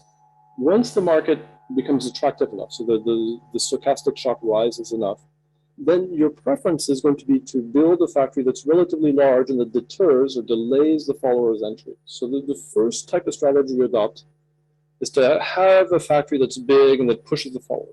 It's easier to do that when the market size is not too big. The bigger X is, the more costly it is to keep somebody, a rival, from entering right away. So at some point, you shift from choosing deterrence to choosing accommodation. And the market is very, very attractive. It's very hard to prevent follower entry, and so it starts to look a lot more like static Stackelberg.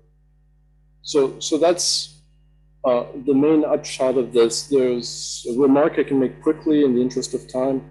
You can ask, what are the firms that invest in Equilibrium if they race to be the first? If you're not sure whether GSK or Merck is going to be the first in the market, then there's what's called a game of preemption. Some people here know this well. And so we're able to show, okay, there's a preemption race, and that determines which firm is the first in the market. So let me move now that we've made it through the more heavy-duty slides. For this, really the biggest takeaway we have is working through it in a numerical example. It's going to show a few things that we'll hope are interesting lessons to take over to lunch. Yes.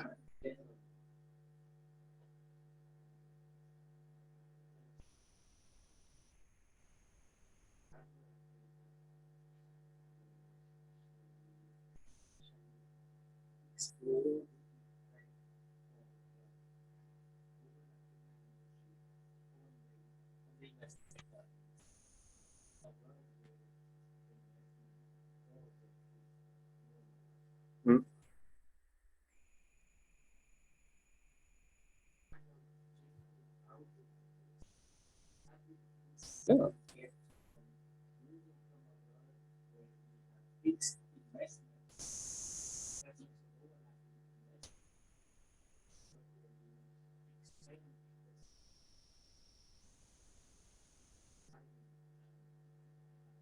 Yes. What have we learned, or how can we justify sort of moving forward with this? And because in relation to other work, what we've done here is introduce what variable capacity choices. It's a popular framework right now, but that in and of itself is. One of the concerns we had with the previous framework, we had discrete investments. And so lumpy investments are something like you do an R&D project or you don't. It's a binary variable 0, 1. And so this is going to fit very well for, say we research a new drug where there's a discrete drug development process stages.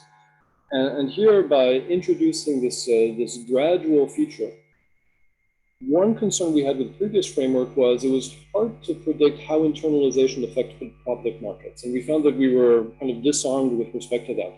What was the profit under duopoly? Was it Renault? Was it Bertrand? The way it interacted turned out to have consequences, and we weren't explaining it very easily. Whereas in this setting with capacity, we can pin down restrictive assumptions, but we can tie down exactly the product market outcome to a strategic decision of managers, and we don't have a kind of messiness that we were finding with the previous project. So this is one, and in fact, maybe I'll give a second part of the answer, but that's certainly part of it. In a preemption equilibrium, there's the benefit from being first, there's a benefit from being second, and as long as being first is better than being second, you're going to try to enter before the other person, so that the benefits of being of positional competition are dissipated. So the top plot here are leader payoffs. If you're the first firm in the vaccine market, as opposed to the bottom plot, which is the second firm with endogenous capacities. And with endogenous capacities, what we find is that in a competitive preemptive situation, on the horizontal axis, rather than measuring time, we measure the demand state or the first time or the threshold at which firms invest. So we find that with preemption, the threshold moves to the left. The fact that the follower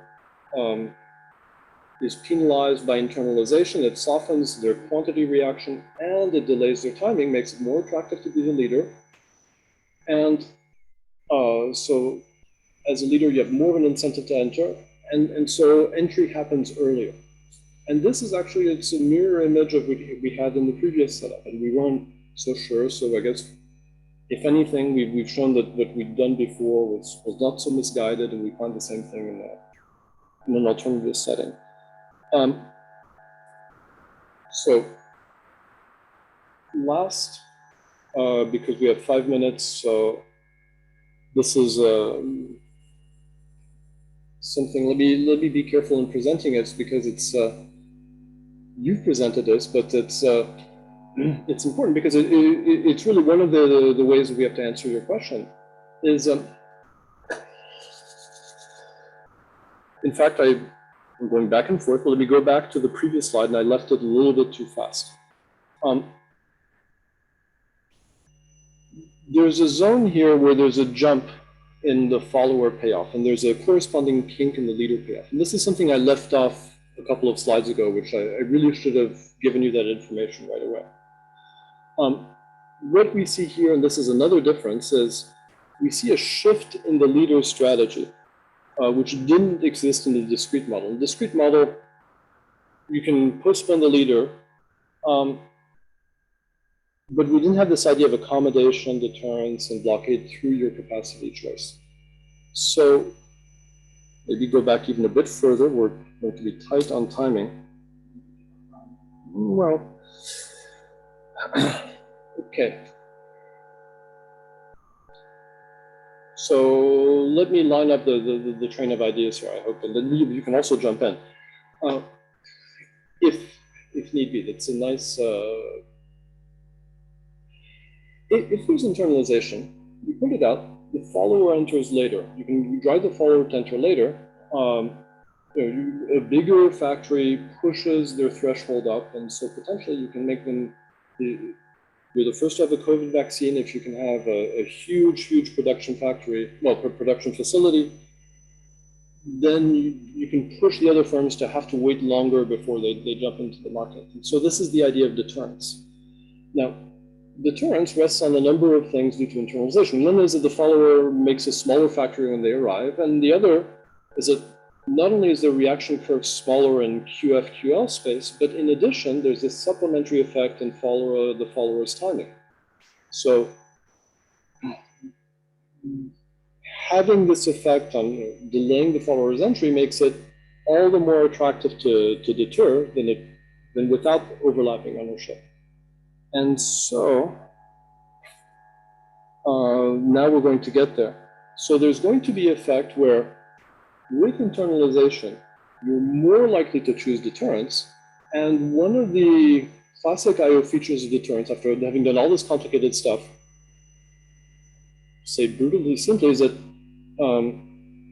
for example, in basic oligopoly, Stackelberg is more efficient than Cornell. Just the total quantity with the Stackelberg output is larger than the total quantity under simultaneous choices. In our setup, we have something that's a little bit more devilish because there's a Stackelberg product market competition, and there's also a kind of sequential moves in terms of the timing of the building of the factories. And so there's a situation which occurs where for a range of intermediate market sizes, well, early on, whether there's internalization or not, firms are choosing deterrence. It's the easiest thing to do. It's the most attractive thing when the market is small. Let the market become large enough, and firms are going to move from deterrence to accommodation because it's very hard to keep the other rival out perpetually when it's a very, very attractive market. If the epidemic spikes, then you can't keep others. But there's an intermediate zone where internalization is going to make a difference. It's going to make a difference where with internalization, deterrence becomes the follower's reaction in quantity and in time is softened enough that you're more inclined to choose deterrence than somebody would be without accommodation. So that's what we identified as a strategic. Intermediate market sizes mean that there's a different type of solution to the leader's capacity choice problem, which is sensitive to internalization. And the second feature is deterrence is generally better. It leads to higher quantities than if you had accommodation. So the fact that internalization pushes a leader to opt for deterrence, in quantity space, so this intermediate, the total quantity, the total capacity in the market with internalization is going to be larger than total capacity without. I don't know about the empirical importance of this effect. It's a kind of IO nicety or whatever, that we get it numerically, and it's something that we can validate. There's a concern because if you do deterrence, you're pushing, the other factory is not going to be built as fast. And so that's a potentially adverse effect on welfare. But when we go and compute consumer surplus, we find that the effect can still exist. There's enough of a boost in capacities at this intermediate range that you get a higher consumer surplus for different parameter values. So, so low volatility and lambda 0.1, you get higher consumer surplus than if you had lambda equals 0 due to this shift in strategy. So there are some differences. How important those differences are, we'll leave for later. But yes, so we've used the language that we've been familiar with by looking at capacity investment over time. The first range of ideas was this allowed us to pinpoint exactly ways in which internalization is going to impact a follower's investment behavior, how entrants might enter the smaller scale later. We've argued, others have argued this, you can find it elsewhere, but that ex ante this has a positive effect. And then you have this, this additional idea that internalization can also shift the way in which firms behave, the types of choices that businesses are going to make. And so more broadly, we don't know about policy implications, right? But this is to say that there are lots of strategic effects of cost and common ownership beyond the effect on product markets, the most direct effect. And there are effects also beyond R&D in very kind of mainstream industries. So that's, yeah.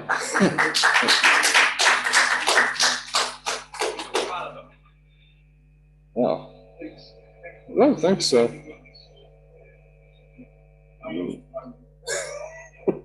That's right. You've done the brunt of it. Enough.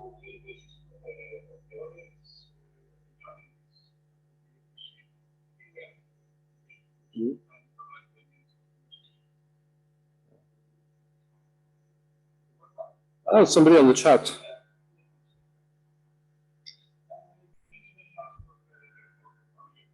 Oh, that's great.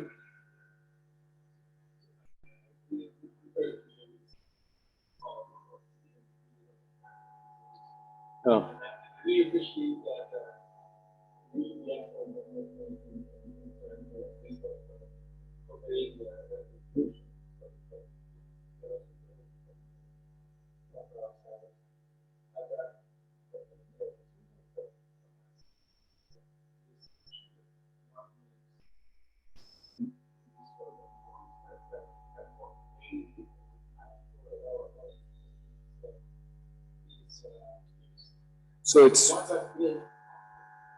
So you've built, and it's more serious than that because you built, you can't adjust, and you operate at capacity.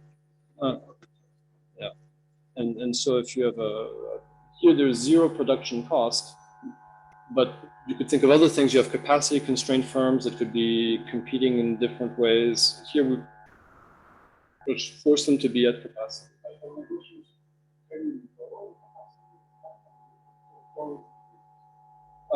So it increases once.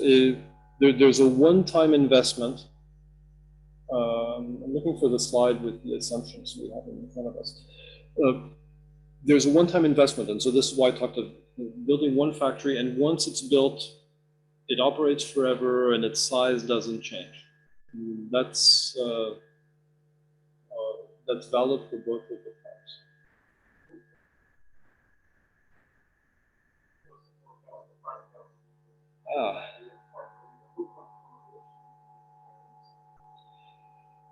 Yes.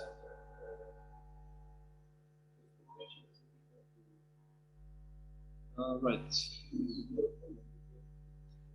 That's it. We're not in the Dixit framework when there's this kind of intermediate strategy where what we call deterrence is not keeping the other player out forever, but it's really pushing back their entry date further in the future. And so that's why perhaps the deterrence accommodation terminology is important here. Maybe it's good, maybe don't want it to be misleading. There's another thing about that. Deterrence is a kind of intermediate strategy between entering right away and never entering. And so in the origins of the kind of the historical papers in this literature, it's either now or never. And this creates a kind of middle ground. Expend some effort. You can invest some, stretch out your factory because you know that's going to push the others back a few more months in the market entry. Because this is an intermediate possibility, it's easily more attractive than the corner possibility of keeping them up completely forever in infinite time, potentially infinite demand model.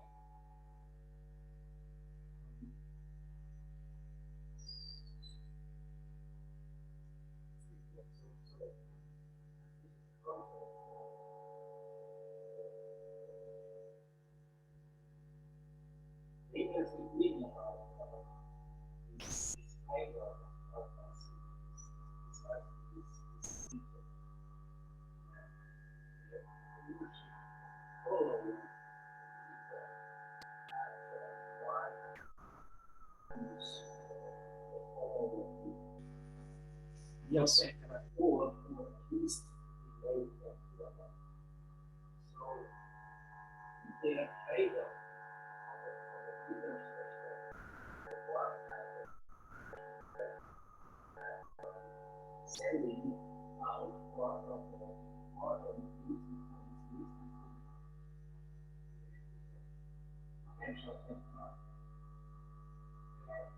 Versus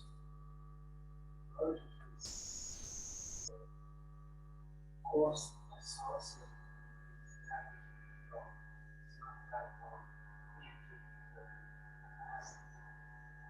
what is happening at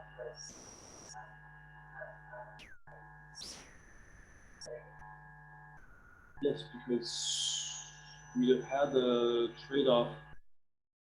We tried to show it, and indeed it does seem to be there.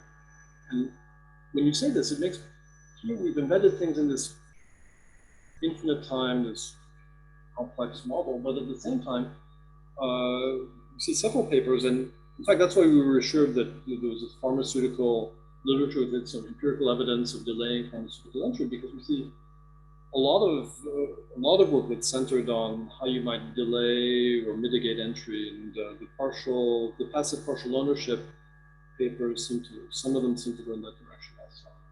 So here, when it's two-sided, as opposed to the passive partial ownership, which is one-sided, you gain something privately, but you lose some of your perceived benefit, and exactly how the interplay between these two, I guess maybe that's our rho prime mu over 1 minus rho of mu or something. Unless you see it some other way, but the trade-offs, yeah.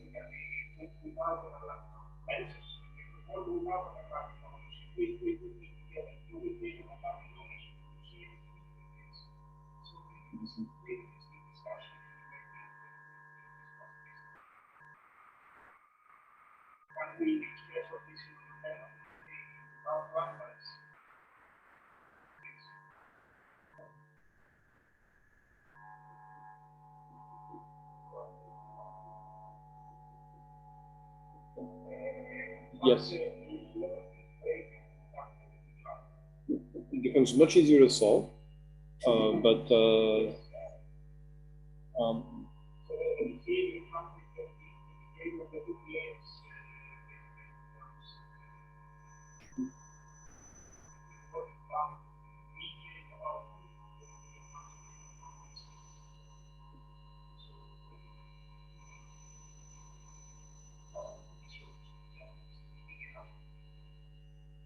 in fact, I have to say, in the past year or two, we've been timid about lambdas, and we've had in mind small values, and see, okay, they may be increasing. They still seem far away from 1, but it's difficult when you looked at, there were values all over the place in different papers.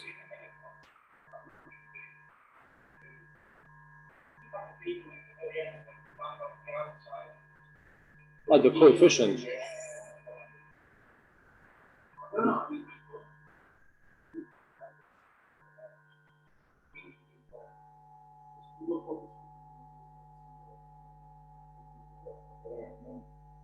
Yes.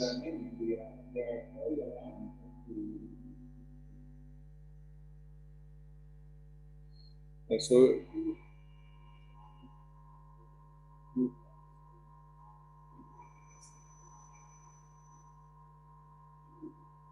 yeah, that was something rising like that.